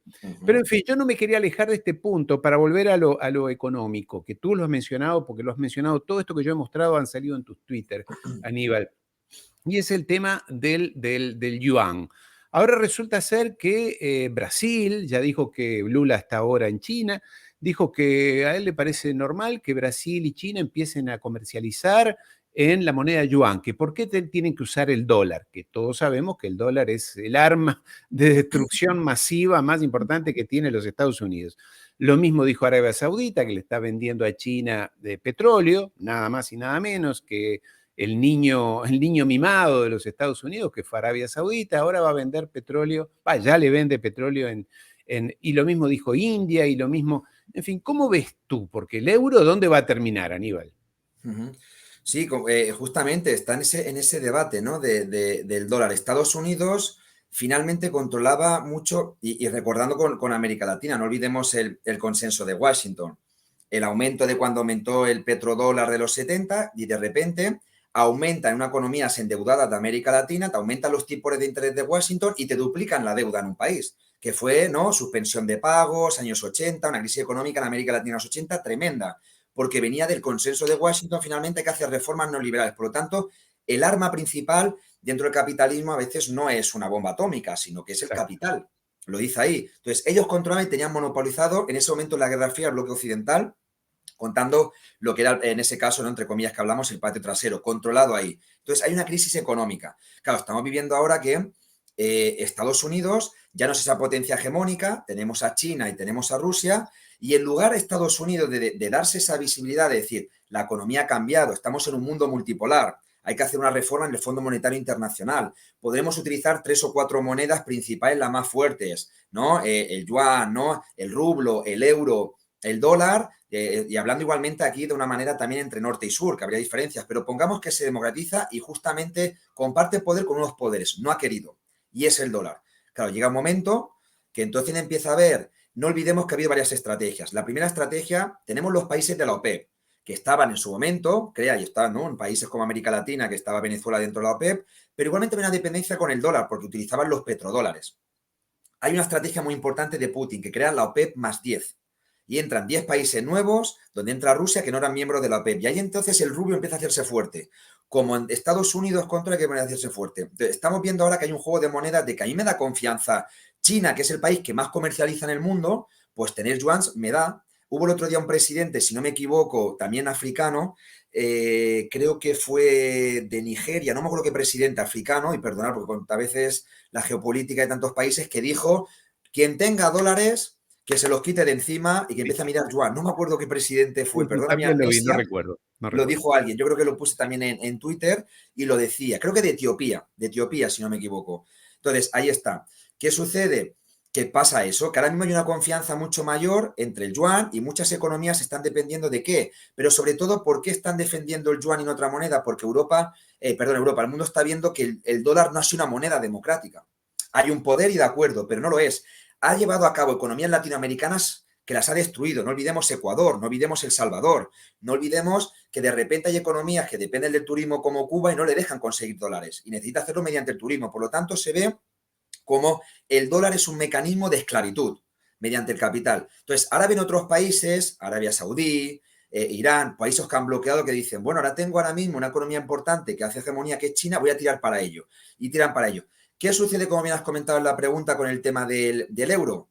El euro fue un invento creado justamente también, vuelvo a decir, con unas intenciones con Washington detrás. El euro era una economía que a ellos les interesaba, una economía hegemonizada, para comprar y vender a Europa utilizando el euro, porque también finalmente la peseta, que era moneda española, el franco, que era la moneda francesa, la libra esterlina, la lira italiana, también en ese momento era una manera de controlar más difícil.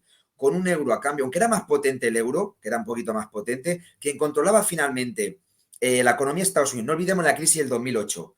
Peta Wall Street, la banca Morgan y de repente nos cae Europa. Como ahora que empieza a ver, ¿no? Eso que ha habido de esas bancas digitalizadas que nos cae Europa. Por lo tanto, la dependencia económica la tenemos aquí. No es una soberanía monetaria, la tenemos. ¿Qué sucede con el euro? El euro, en lugar de tener esa soberanía propia y llevar a cabo ese intercambio internacional y potenciar y decir los cambios en el Fondo Monetario Internacional, estamos fuertes sobre las economías, se ha visto que ha sido una economía de control llevando los pasos del dólar. Y voy a poner un ejemplo. El ejemplo claro fue Grecia. En el 2015, Grecia tuvo una crisis económica, tenía arrastrada. Grecia era un país que no cumplía los indicadores del euro para entrar. No todos los países de la Unión Europea tienen el euro. Son 27 países, solamente tienen el euro, que son el Eurogrupo, 12, 13 países, si no me equivoco. Entonces, incluso el Reino Unido no tenía el euro, porque veía al Reino Unido, su chauvinismo al Reino Unido, que veía que iba a perder soberanía. Y no me entró nunca. Yo estuve viviendo en el Reino Unido, en Belfast, en Irlanda del Norte, y tenía la libra, no tenía el euro. Entonces, el euro se ve una pérdida al Banco Central Europeo dependiendo de Washington. Y meten algunas economías como el caso de Grecia. Grecia, ¿qué pasa? Porque hay desconfianza. Cuando Grecia quiso llevar a cabo la crisis de la deuda, decir no al neoliberalismo, llevar situaciones en contra de la deuda ociosa, ¿qué pasó? Que llega el Eurogrupo y llega el ministro Varoufakis y le hacen un boicot tremendo en contra de la decisión del pueblo griego. A partir de ahí, la misma población europea y gente de izquierda dijo, hostia, pues el euro nos ha quitado soberanía. Y empezó incluso el movimiento obrero a coger el discurso de la derecha, de Le Pen en Francia, diciendo, sí, porque la moneda, el franco, el no sé qué, ya empezó a recuperarse. Pero se vio claramente cómo la moneda era un control interno muy importante de controlar la economía española, francesa, sobre todo las de Europa del Sur, lo que se llamó PIGS, que es el concepto de cerdos en inglés, Portugal, Italia, Grecia y Muy España. despectivo. Sí. ¿No? Que era con las deudas neoliberales que nos metieron. Entonces, ha generado una desconfianza tremenda. Entonces, los países internacionales, si ven que es una deuda, es una moneda débil, que depende finalmente del dólar, que no tiene una hegemonía monetaria clara, que no tiene una soberanía, que el Banco Central Europeo está en manos privadas, no es público, es privado el BCE. Entonces, falta ese problema, llega un momento que económicamente internacional, además ves situaciones de cómo eso, Europa del Norte controla las dos Europas, Europa del Sur. Entonces llega un momento y te viene un país africano y te dice, yo no confío en el euro. Y te viene un país latinoamericano, no confío en todo en el euro. No se ha generado una estructura, arquitectura económica soberana. Todavía no. Es una arquitectura de control, mano privada y se dependiendo igualmente del dólar y Occidente. Hoy en día a mí me da más confianza el yuan que el euro. Entonces, ¿qué ha pasado? Justamente eso. Se ha visto la caída del euro claramente en ese caso. Si el euro hubiese sido arquitectura clara, con participación, con una constitución europea que apuesta por la participación y la transparencia, con una economía por un mundo multipolar, negocio con Rusia, negocio con China, con América Latina, con Brasil, con Estados Unidos, pero sin perder lo que es la hegemonía, podríamos hablar. Pero la dependencia, volvemos a decir, esa colonización de Europa por Washington no ha generado una moneda soberana, ha sido un reflejo. Y hoy las economías confían más en China, además que también es una potencia, ahora mismo la segunda potencia económica. Le ha quitado el paso ya a Inglaterra y le ha quitado el paso a Francia incluso. Pues entonces confían mucho más. Y sobre todo por una cosa clara, que es Europa reproduce los valores colonialistas, sé que me va a controlar, como el caso de Francia, que no, que ha habido ese rechazo en África, pero China, más allá de sus errores, China tiene un principio claro, que es el de la no injerencia. Yo negocio y quiero mi negocio, quiero sacar mi rédito, te haré carreteras y quiero mi negocio, está claro, estamos en el negocio internacional, pero China viene de la conferencia de Bandung, por eso hay que analizar lo histórico, 1956, si no me equivoco, la conferencia de Bandung son países que dijeron, somos no alineados, no haremos injerencia, ni haremos no la pérdida de ese derecho nacional por los territorios. Por eso China está implementando esos valores de la conferencia en el proceso de paz de Ucrania. Eso a mí me da más confianza de, es un banco, quieres un negocio, pero veo que hay la posibilidad. Y si luego sumamos un factor claro, que es la condonación de la deuda, como bien has comentado antes, que has dado un dato muy importante, que es el tema de Rusia. Rusia le condona la deuda a países africanos. Lo hizo con Cuba también, que venía deuda de la Unión Soviética, y Putin le perdonó deuda a Cuba también. O sea que ha habido pérdida de deuda. China también.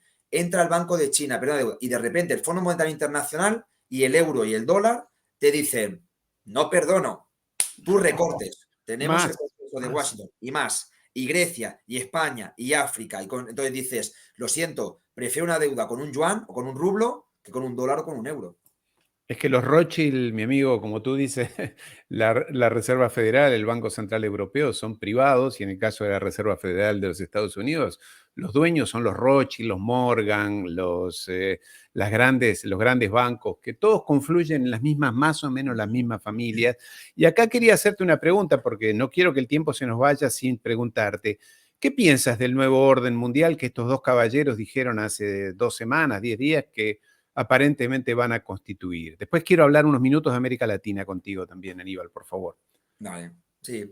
A veces hablando soy demasiado serio, ¿eh? Pero luego en persona creo que a veces hablando en política me pongo como de mala hostia, ¿eh? Como decimos aquí, ¿no? No, adelante, y para eso estamos aquí. Es que con lo que pasa no puede ser, no puede Sí, a ser veces a me tibio. pongo demasiado enfadado, porque a veces luego No, no, termino de no, hablar y no. digo, me pongo muy enfadado, yo creo, Nada que ¿no? ver, Aníbal. No, no, esto no es para tibios. Esto no es para tibios.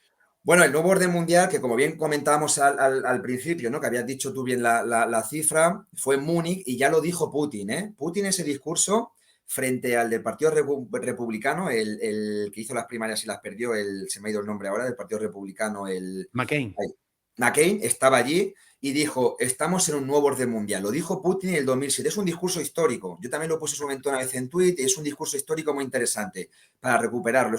En 2 minutitos y lo hizo. Nuevo orden mundial. Se genera BRICS en el 2006. Dice el nuevo orden mundial. Se genera la expansión de la OTAN cerca de Rusia. Vemos un crecimiento económico de China. Vemos, por eso hay que relacionar todo, vemos los procesos del ALBA y de América Latina, que luego lo haremos. Dicen que no al ALCA. Vemos Brasil con Lula, ¿no? Con Chávez, Venezuela, los Kirchner en Argentina, ¿no? Vemos un movimiento como críticos en ese sentido. Vemos algunas posiciones internacionales interesantes. Vimos a Manideyat, que, pues, ¿no? En Irán, que también se acercó a Venezuela en ese momento, ¿no? Vemos posiciones y de repente se empiezan a dar movimientos. No podía crearse de que todo era Estados Unidos en el 91 iba a generarse el nuevo. Además, la guerra de Irak del 2003, cuando fue un fracaso estadounidense y de la OTAN tremendo. Esa guerra de Irak. Empieza a ver interesante. Entonces, sale el concepto de el nuevo orden mundial. Y eso está ahí. Vuelvo a decir, todavía es un proceso en construcción, es muy pragmático. Es un proceso en construcción, ni acaba de perderse todavía porque todavía hay muchas economías dolarizadas, Estados Unidos es la primera potencia. La OTAN, como bien decías, en Europa hay muchas más bases en Europa que en el mundo, ¿no? Y hablamos de las de Colombia, pero hay más en Alemania, la gran base de Ramstein, ¿no? Como el nombre del grupo de música. Ramstein es la gran base militar del mundo y está en Alemania, no es en Colombia o en Perú o en Argentina, es en Alemania. Aquí en España tenemos dos. Entonces, están viendo de esa posición. Entonces, Estados Unidos ha perdido la hegemonía. A partir de la guerra del 2003 se vio claramente, ¿no? Y fue donde despegaron. Ahora, lo importante de aquí, China y Rusia en la Guerra Fría no eran amigos. Se peleaba el maoísmo desde la desestalinización, ¿no? La desestalinización que hubo en el 20 Congreso del PQS en el año 56. Mao criticó a Khrushchev y hubo incluso hasta enfrentamientos fronterizos casi de guerra. Y Exacto. Mao se acercó más a Nixon, cuando ya le declara dentro a China, la declaran ya no es Taiwán, ¿no? Entonces hicieron allí como una separación. Hoy en día la relación que hay de Rusia y China sin respetándose, su soberanía y tal, es que no ha habido nunca en la historia. Por lo tanto hay que analizarlo así, es un fenómeno nuevo.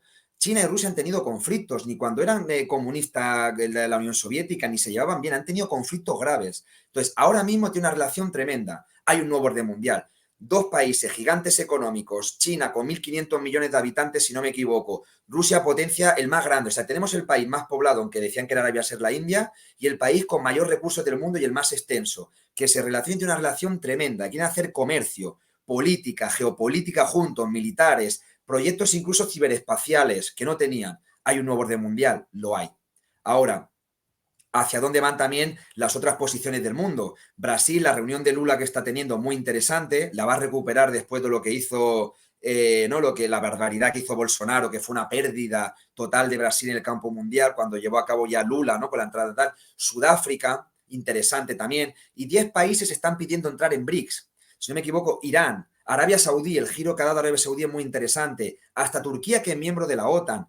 Ha habido también Algeria, que es un país muy estratégico en su relación. Muchos países del sur, por lo Argentina. tanto, el nuevo orden mundial yo creo que es sobre todo analizarlo en relación con la descolonización. Los países de América, de África y de Asia están diciendo que no a sus antiguas metrópolis y queremos tener relación con Rusia, con China, que no la han tenido nunca. Vuelvo a decir, ¿no? Como África, no quiero la relación ni con el Reino Unido ni con África, quiero con China, con Rusia, que no han sido invadidos militarmente ni culturalmente. No sabemos ni ruso ni chino, pero queremos tener relaciones. En América Latina lo mismo. Nicaragua tiene una relación hoy en día con Rusia que casi ni con la Unión Soviética. Incluso tienen pactos militares, que es interesante también de verlo allí, esos pactos. Hay países como Chile, que tiene una relación que Boric, que tan criticado incluso, ¿no?, en sus posiciones, pero sí que dijo una sola China, apoyó a China en el caso de Taiwán. Claro. Empieza a haber un tema. Ahora, hay que medir lo multipolar en varias áreas, sin no alargarme, que es, lo tenemos ahí en geopolítica. Ahora, ¿cómo va a entrar a nivel cultural? Todavía tenemos un imperialismo cultural muy fuerte. Aquí mi cine de Washington, no conozco el cine chino, no conozco el cine ruso. Hay un tema cultural. Sigue entrando un poquito más gastronómicamente los chinos, ¿vale? Pero todavía tenemos las hamburguesas, las patatas fritas y las series de televisión y Coca-Cola. Y perdón por el nombre que haya hecho publicidad. Tenemos eso. Es importante vencer en lo multipolar en varias áreas. El tema económico, tema geopolítico, pero el tema de valores contra el occidentalismo, pero el tema también de consumo, que no nos pueden implementar ese consumo occidental, porque si no, hablamos de multipolaridad en relaciones internacionales, pero el occidentalismo consigue teniendo esa posición neocolonial. Yo creo que tenemos que tener un principio de antiimperialismo, anticolonización y recuperar ese tema de que el mundo ha cambiado, pero en todas las áreas. No podemos simplemente decir en la geopolítica y en la economía, porque si no acabamos reproduciendo el mismo sistema capitalista, ha cambiado de patrón y de dueños, pero estamos en el mismo orden. Entonces, un orden mundial tiene que parar muchas hordas y, sobre todo, vencer valores coloniales como contra del racismo, de la explotación de género, la clase trabajadora, no nos olvidemos de la explotación de la clase trabajadora, de los que le han quitado las tierras, de lo que han perdido las comunidades indígenas. Ese es el nuevo orden mundial. Cuesta mucho por construir, pero hay que tener una agenda y aquí los movimientos sociales tienen que estar en alerta y espero que Porto Alegre, cuando en su momento, ¿no?, el foro social vuelva a Pues, recuperarse porque fueron muy fuertes contra la organización neoliberal. seguramente. En ese escenario, lamentablemente, la libertadora o por lo menos soñadora Europa ha quedado retrasada. Yo creo que las cosas ahora pasan más por América Latina, por África, por algunos países de Asia, donde, como tú bien decías, la población parece más concientizada o por lo menos no tan colonizada mentalmente. En América Latina, el 90% de la población, salvo la élite oligárquica tradicional, la oligarquía criolla, esa lambebotas de los anglosajones, salvo ellos, el resto de la gente no sé si apoya o ve con simpatía a Rusia, pero no apoya a la OTAN. Saben que los norteamericanos nunca te van a traer ni democracia, ni libertad, ni derechos humanos, ni tolerancia, ni nada. Van a venir a robarte, a imponer alguna dictadura, a lograr algún sometimiento de alguien. Y acá es interesante, no quiero perderme, hablar contigo de estos dos caballeros. El de abajo es Marco Rubio, el senador de los Estados Unidos por Miami, por la Florida, y el otro es Lindsey Graham, también de Carolina del Sur. Ambos se refirieron a América Latina de la manera siguiente, muy rápida. El de arriba, Lindsey Graham, dijo: dado que en los Estados Unidos hay una epidemia de fentanilo, esta droga que mata tanto a los jóvenes, a veces que los deja como zombies, algo así como 90 a 100 mil muertos por año en los Estados Unidos, que se produce en gran parte, es una droga sintética, se produce en México. Este señor, con su dedito en alto, se atrevió a decirle a López Obrador, el presidente de México: ponga orden allí en México, porque si no los Estados Unidos van a tener que mandar sus tropas, sus ejércitos, a poner orden dentro de su país. Y por otro lado, Marco Rubio dijo algo que tú más o menos referías recién, y es: ya el dólar ha perdido potencia, Brasil está negociando con China en yuanes, y eso no puede ser porque incluso no podremos aplicar más sanciones, no tendremos, lo dijo así, son descaradas, no tendremos poder para ejercer mayor presión y aplicar más sanciones.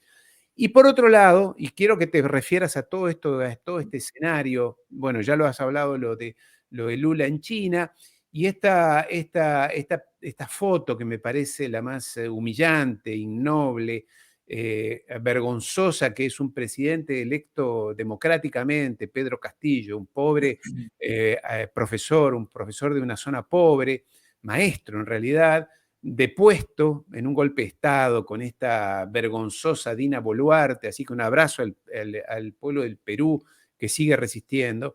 ¿Qué te inspira todo esto que acabo de mencionar? Los Estados Unidos todavía, la doctrina Monroe diciéndole a América Latina, y allí el presidente López Obrador tuvo que salir a responderle a que es una vergüenza. ¿Qué te inspira tú que además, quiero recordarlo, has vivido en América Latina, conoces los procesos de América Latina? ¿Qué te inspira todo esto a ti? Ujú. Sí, justamente viví, ¿no? Varios años en Bolivia, Chile, bueno, estuve mucho también en Venezuela, en Ecuador, bueno, allí varios años, ¿no? Que ahí es lo que bien comentas, ¿no? Conozco un poco podemos decir, el imaginario social, algo de amigos latinoamericanos y de Europa, y sí que es verdad que allí el carácter ese de antiimperialista está mucho más creado, mientras que en Europa estamos más colonizados, ¿no? Por eso allí se pone más en duda el tema de la guerra de Ucrania y aquí aceptamos. Y aquí el discurso crítico en Europa somos marginales, somos los locos. Y en América Latina sí que hay cierta aceptación social en poner en duda eso, porque hay, y aquí no, el Maine, no olvidemos, el Maine, por ejemplo, de Cuba, que fue en contra, ¿no? De que habían dicho los españoles en 1898, habían bombardeado y fue todo teoría, un complot de Estados Unidos. Tenemos experiencias, pero no tenemos memoria histórica. Creo que América Latina tiene más. Por sufrimientos más duros, a lo mejor la dictadura de Chile, la dictadura de Argentina, golpes de Estado o intentos, lo de Colombia, ¿no? Que a veces ha sido mucho más horrorizante, pero ha despertado conciencia. Aquí estamos perdidos. Este discurso ahora mismo en Europa es marginal y es una pena, mientras en América Latina sí que lo hay. Bien, como comentas, la doctrina Monroe y el corolario Roosevelt están teniendo Estados Unidos una postura muy agresiva. Primero, ha cambiado la situación. Decían que se habían perdido los procesos de izquierda, ¿no? Recordemos, el no al ALCA, que los, ¿no? Kirchner, Lula, también estaba Paraguay, dijeron no al ALCA en el 2005, en aquel famoso, ¿no? Sí, Proceso de no al ALCA, ¿no? Que fue tremendo, una victoria además al internacional. carajo. ALCA al carajo, ¿no? Que decía el Al carajo. comandante. Entonces fue aquello que lo vivimos aquí, yo que en ese momento sí que estaba aquí en la universidad y lo vivimos como un logro tremendo, ¿no? De decirle no al Bush, no a esa cumbre, ¿no? Que se hizo como movimiento y creado mucho alternativamente en Foro de Sao Paulo, que es lo que había dicho, movimientos sociales salieron a decir que no. Entonces, sale eso, hay un proceso y de repente empieza a haber situaciones en la izquierda latinoamericana crítica, ¿no? En el sentido de el boicot a Venezuela, tremendo. Le hace luego lo que le hacen a Correa en Ecuador, ¿no? Que hay una traición de Lenin Moreno. Lo que pasa de Macri en Argentina, ¿no? Que destruye en 2 semanas lo que habían construido en Argentina, porque construir cuesta como un edificio. Destruirlo puedes destruir en 2 días. Construyes el edificio en 2 años y lo deconstruyes en 2 días con una bomba. Pues lo que hizo Macri en Argentina. Entra ese golpe también, el impeachment que se le hace a Dilma. Lo que pasa también, Golpe de Estado, bueno, ¿no? el golpe de Estado, ¿no? Que le llaman y Claro. tal, pero es un golpe al final parlamentario. Lo que le hicieron a Lugo, el golpe parlamentario. Miramos y hemos tenido golpes, lo que hubo en Bolivia también, del intento en el 2008 y luego en el 2019. Llega un momento y se crea el Grupo de Lima, con el Grupo de Lima en contra de Venezuela. Y de repente miramos el mapa 2016, 2017, 2018 y está esa derecha, ¿no? Está esa derecha en Colombia, esa derecha en Chile, ¿no? Piñera, tenemos bueno, pues a Duque, ¿no? Uribista, y parece que las izquierdas han muerto. Yo me acuerdo de gente incluso en Europa que decía, se ha acabado un ciclo. No, el ciclo no es ese, el ciclo en la calle continúa, la gente lucha y la América Latina está ahí y se han jugado vidas y se la juegan, como el caso de Perú que has comentado, que han asesinado a más de 60 personas en 2 meses y la gente sale y la gente vamos aquí. Yo lo vi en Bolivia, había movimientos sociales en Bolivia que se jugaban la vida, que parecían a veces el Vietnam por una protesta. Lo viví como periodista, como corresponsal, que estábamos allí, y lo del Timnis, el conflicto del Timnis, incluso a veces votantes de Evo, pero críticas a algunas políticas y salían. Y me impresionó en América Latina esa lucha y esos movimientos que en Europa no hay, excepto a lo mejor en Francia que estamos viendo. Lo demás está muerto. Aquí en España no ha aumentado la jubilación y nadie se ha movido, excepto allí. Entonces, vi un movimiento muy fuerte. ¿Qué pasa? Que pasa eso y ha visto Estados Unidos que su injerencia no ha funcionado claramente, esos nuevos golpes de Estado del impeachment, golpes parlamentarios, y cambia otra vez el eje. Colombia, además en México, se recuperan países, ¿no? La duda allí que hay, pero bueno, Argentina, que podríamos poner ahí algunas dudas, si ahí sabéis mejor que yo. El caso de Chile también que entra ahí, pero bueno, está ahí. El caso de Perú, empieza a haber una situación. Y claro, dicen, esto no puede ser, hay que meter... El caso de Honduras, que es tremendo el caso de Honduras, tras un Sí. golpe en el 2009 y ganan otra vez allí a nivel parlamentario después de la represión. Cambia el mapa hacia la izquierda.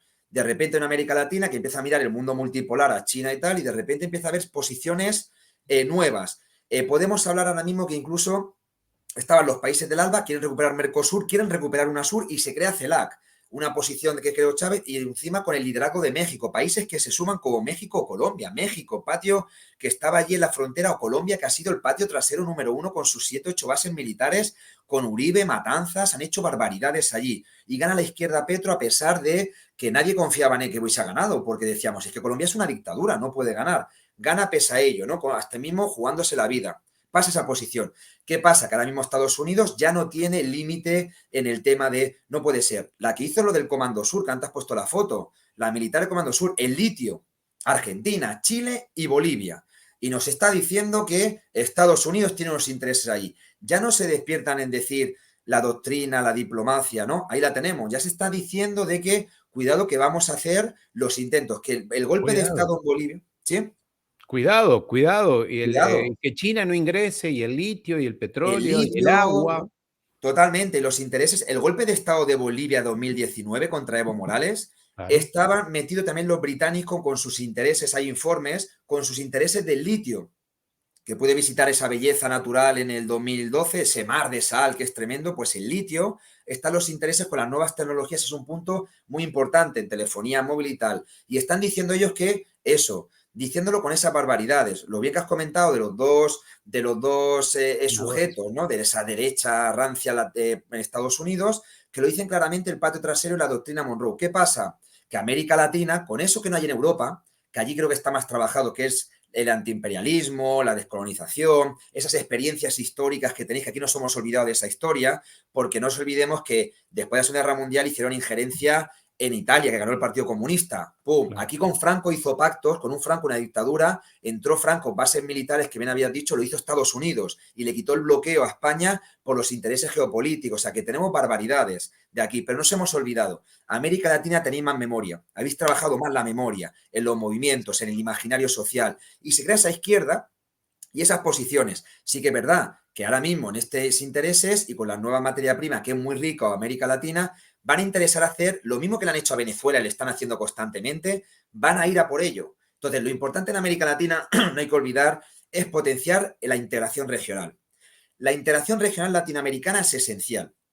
UNASUR, que lo destruyó con PROSUR la derecha, recuperarlo otra vez. CELAC, pero no tiene que ser consultivo, tiene que crear estructuras políticas participativas, de democracia participativa de la población, recuperar valores indígenas y ancestrales, economía, no tiene que ser la economía exportadora de América Latina, no puede ser un modelo exportador como fue históricamente en el siglo XIX, tiene que dar su desarrollo endógeno, que era un proyecto que dijo Chávez también con el ALBA, proyecto endógeno, industrializar, crear esa relación de Atlántico a Pacífico, la relación desde Brasil hasta Perú, todo eso. Ahora bien, lo que hay no es una oligarquía democrática, está a la orden. Y hemos visto el golpe de Estado de Perú.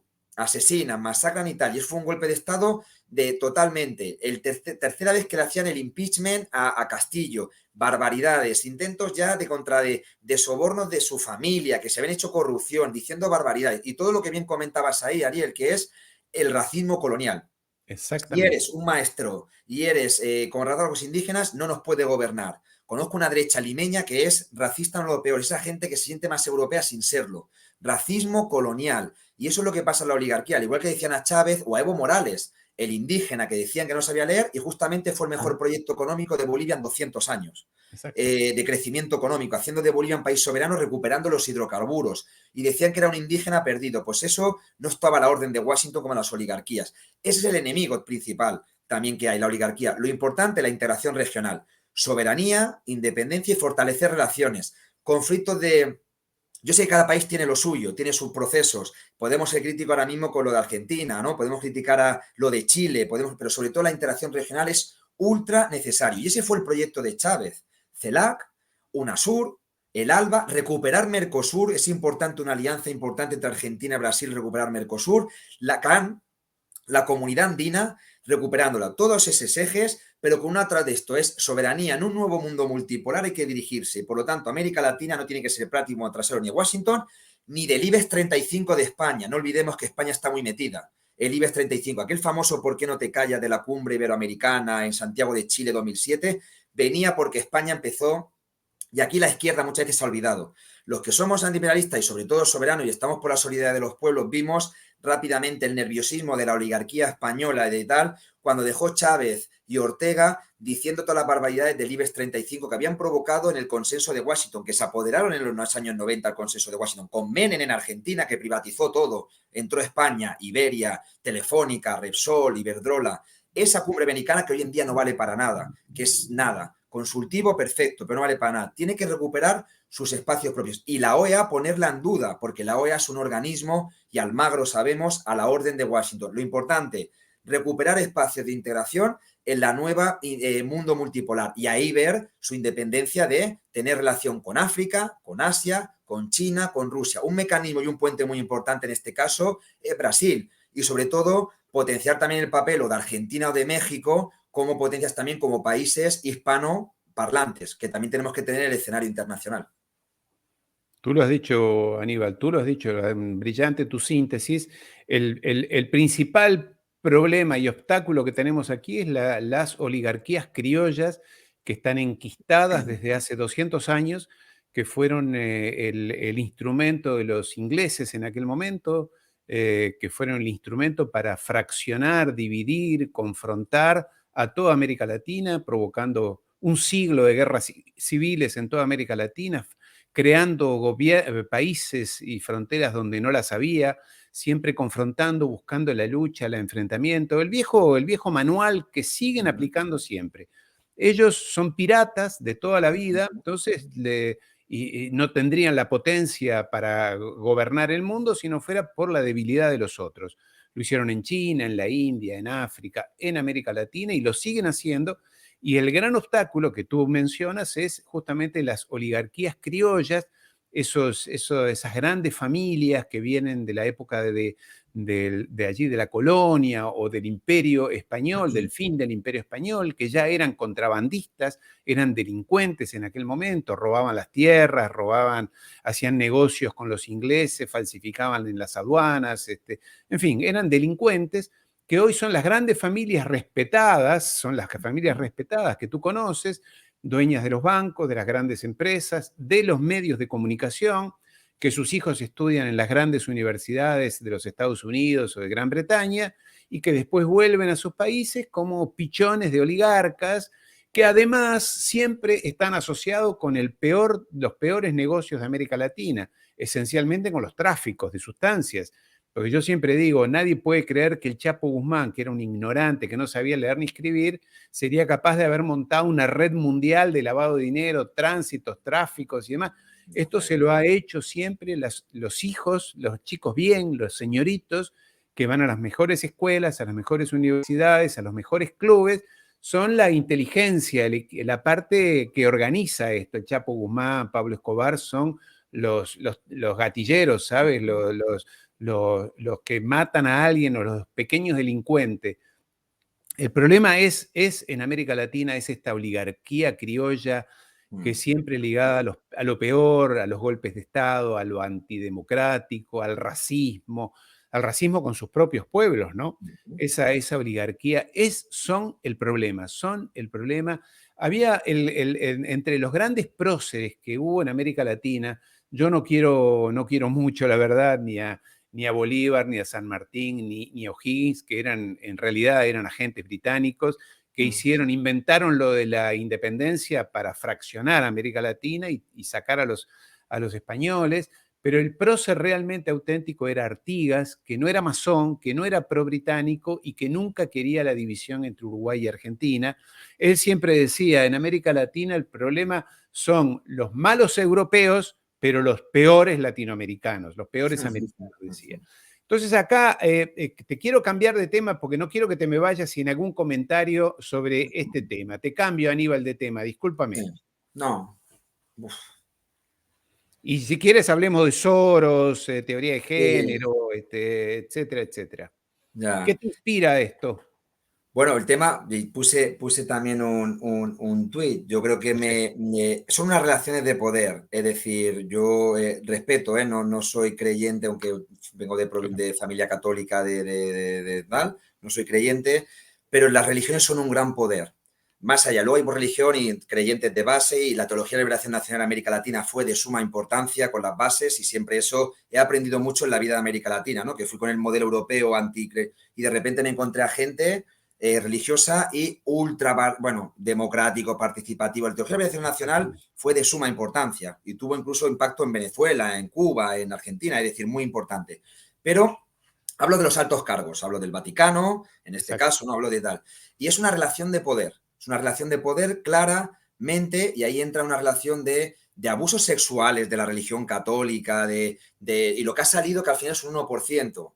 Y esto es una representación de eso, de abusos sexuales de una autoridad. La religión también es un opio del pueblo, desde mi punto de vista, más a lo mejor eurocentrista, en ese caso voy a decir más un marxismo eurocentrista, pero existe eso. Pero ya no es la visión, es el poder que hay detrás, la estructura, la iglesia, el clero. Y esos altos dirigentes se consideran con toda la impunidad de salir allí en medio y a un niño intentar, ¿no?, ese beso bucal. De repente me sale gente, podemos decir, no sé el concepto si es culturalista, y me acaban diciendo de que eso es aceptado en esa religión y que puede llegar uno y abusar, porque es un abuso sexual de que le besa la boca un niño a otro y podemos aceptar.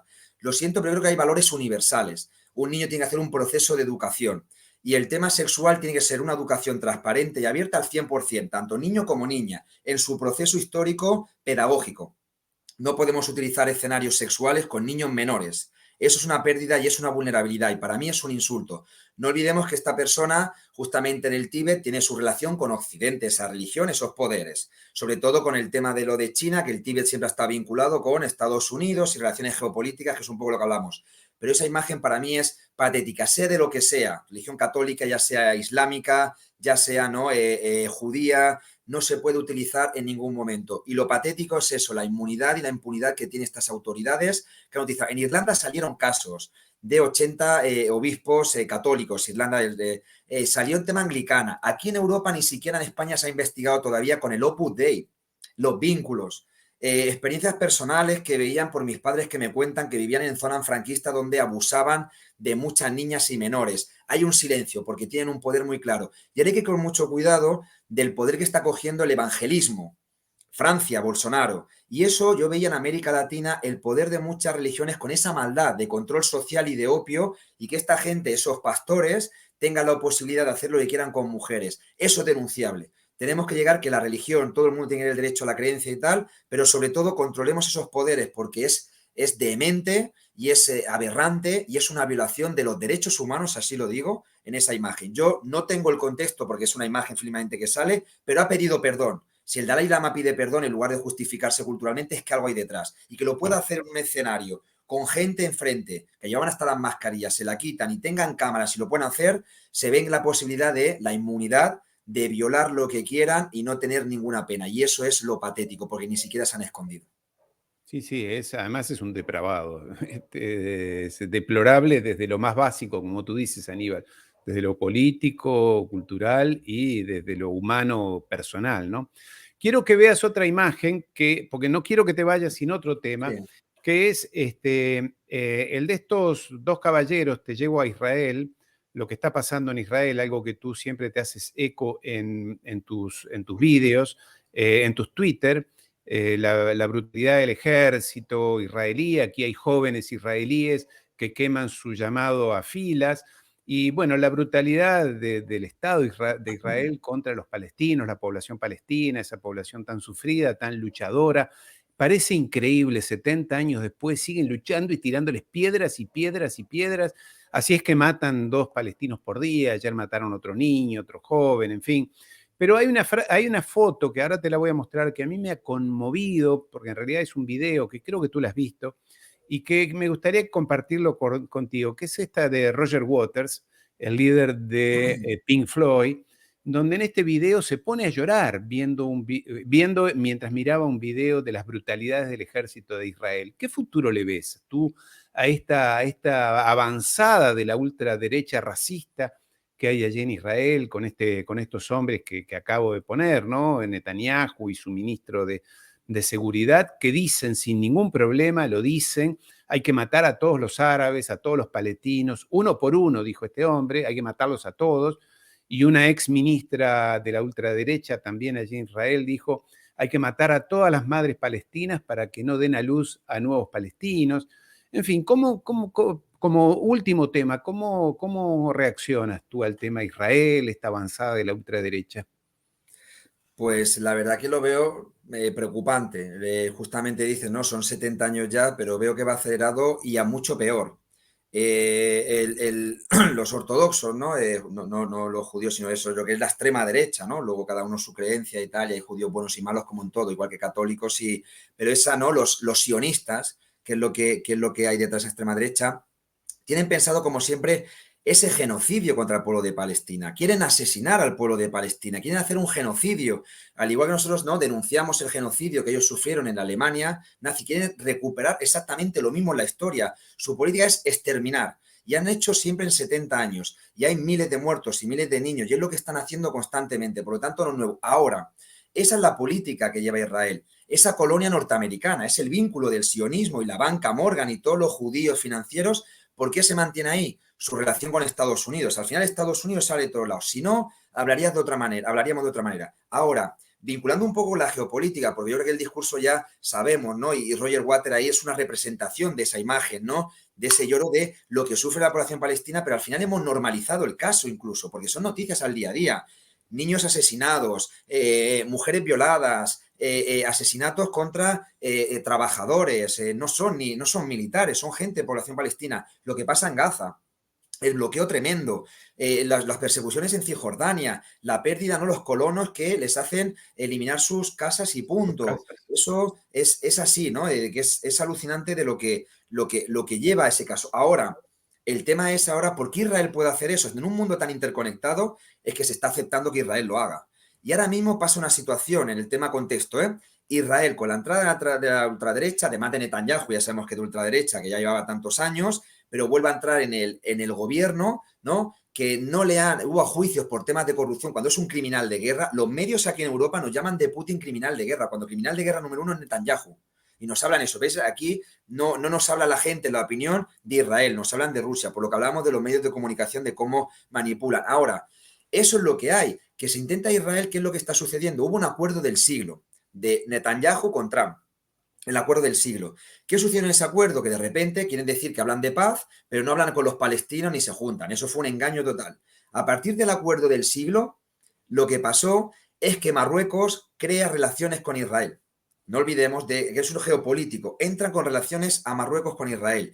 Se crea el acuerdo de Negev, que varios países, Egipto ya lo tenía y Egipto ya tenía los pactos de los años 70.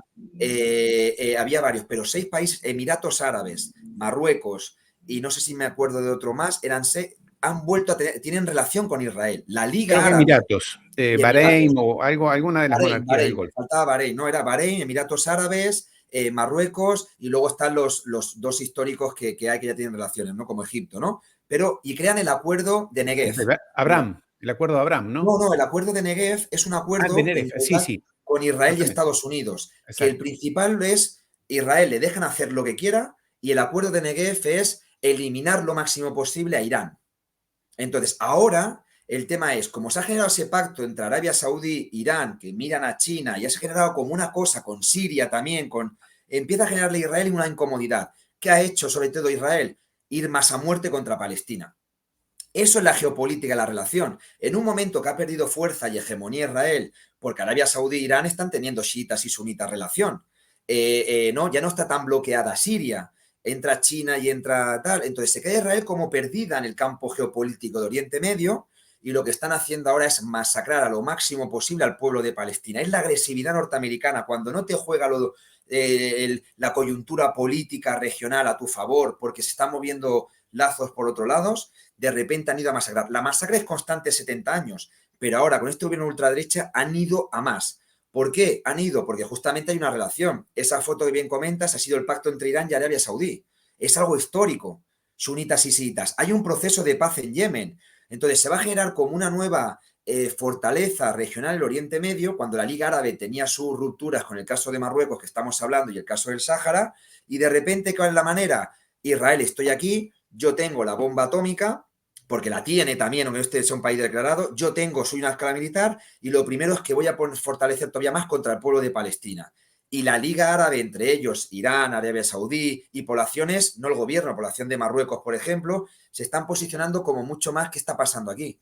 Pero es lo que está haciendo Israel. Israel está atacando más fuerte todavía al pueblo de Palestina justamente porque no la acompaña el contexto geopolítico. Por eso hay que relacionar lo local o lo interno con lo externo, porque Netanyahu ya sabemos, ha masacrado durante 15 años que ha sido primer ministro, pero ahora con la ultraderecha además entran y están en una situación muy crítica, pero porque no la acompaña. Siria ya no es lo Siria de hace 5 años, Yemen hay un proceso, Irán no está tan aislada, Arabia Saudí ha tirado para el eje sino-soviético que hablamos al principio de no al dólar. Entonces, la colonia norteamericana vinculada con el sionismo que hay en Washington y en Nueva York, están haciendo ahora una escala militar más fuerte como protesta a que la situación no le está yendo bien en Oriente Medio. Por eso hay que relacionarlo y eso es un crimen muy importante. Ahora, vuelvo a decir, en Europa hay movimientos de solidaridad con Palestina, pero tenemos que decir, no es Putin, el criminal de guerra número uno, vuelvo a decir, es Netanyahu.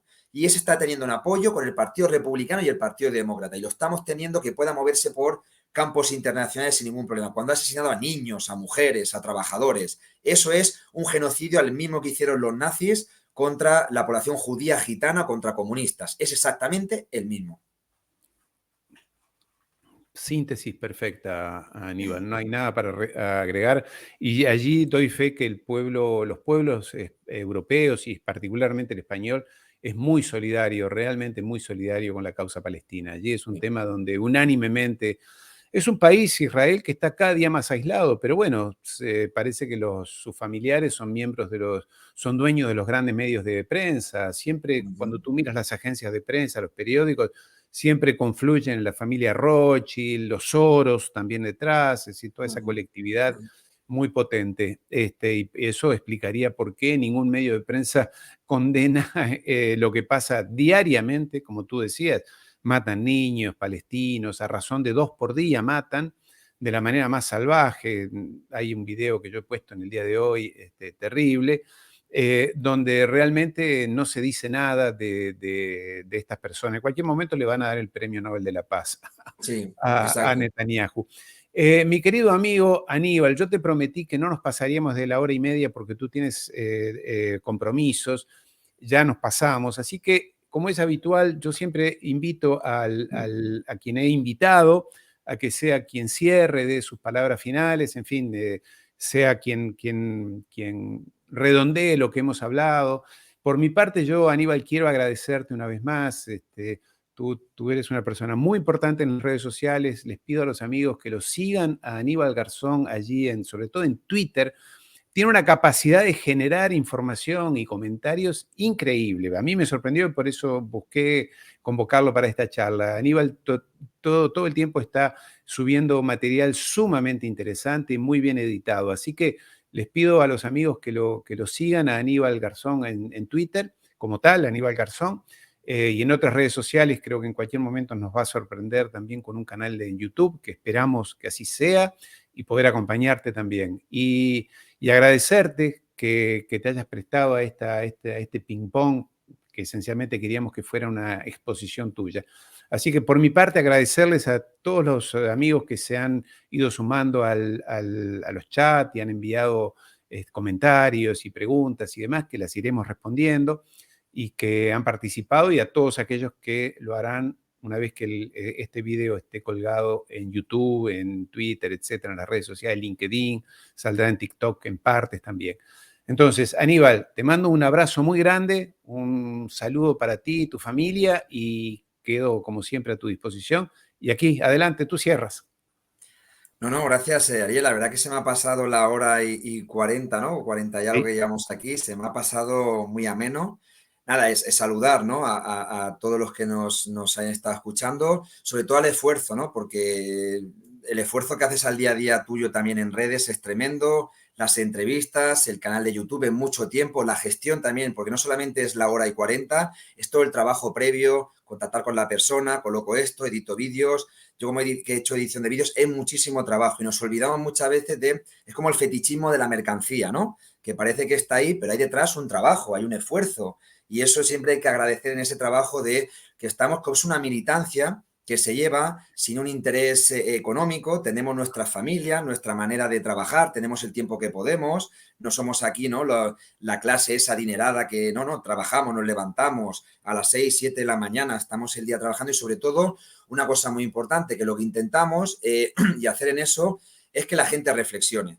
Estamos ahora mismo muy dormidos, esa droga, ¿no?, de desinformación que existen, de la fake news, de la sobreinformación que dice también el compañero Ignacio Ramonet, que es interesante, ¿no?, que como comenta él, estamos ahora mismo aturdidos, intentan, ¿no?, darnos esa droga del siglo XXI, esa sobreinformación. Importante, las reflexiones, lo que siempre es, yo no puedo coincidir a lo mejor con mucha gente, pero pido la reflexión, la duda, el debate, contrastar información.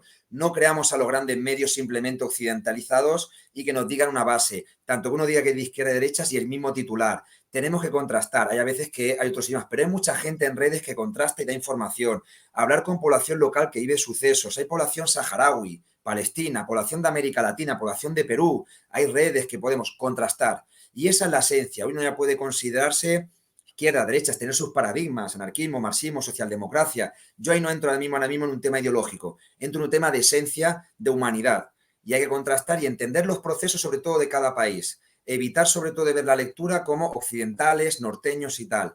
Eso es súper importante. Por lo tanto, para no alargarme mucho, y felicitando a los compañeros y a ti el de primero, ¿no?, que estás ahí en el trabajo, pido eso, reflexión, debate, y esto es una batalla ideológica. Nos están ganando la batalla ideológica y eso no podemos ser. Tenemos que estar todos y todas en la trinchera porque somos ese 99% y las clases, y por lo tanto, para mí, mi hermano no es la oligarquía española, mi hermano es el trabajador de Argentina, mi trabajador de Argelia, el trabajador de India, esos somos los hermanos. Entonces no olvidemos nunca el internacionalismo y esa es una batalla que tenemos que hacer entre todos, de nuestras pequeñas luchas en nuestro rincón, pero aportar lo máximo posible por este nuevo mundo multipolar que se está construyendo. Algo nuevo viene, pero también, como decíamos, hay una amenaza muy fuerte en contra de la humanidad. Por lo tanto, en la batalla de las ideas y las acciones donde estamos. Y nada, espero aportar un pequeño granito de arena y sobre todo pues estar ahí siempre. Un gran placer, Ariel, de estar aquí, vamos, toda la confianza y más ha sido, sobre todo para mí, incluso ha quedado hasta corto y perdonar si me he enrollado a veces lo máximo,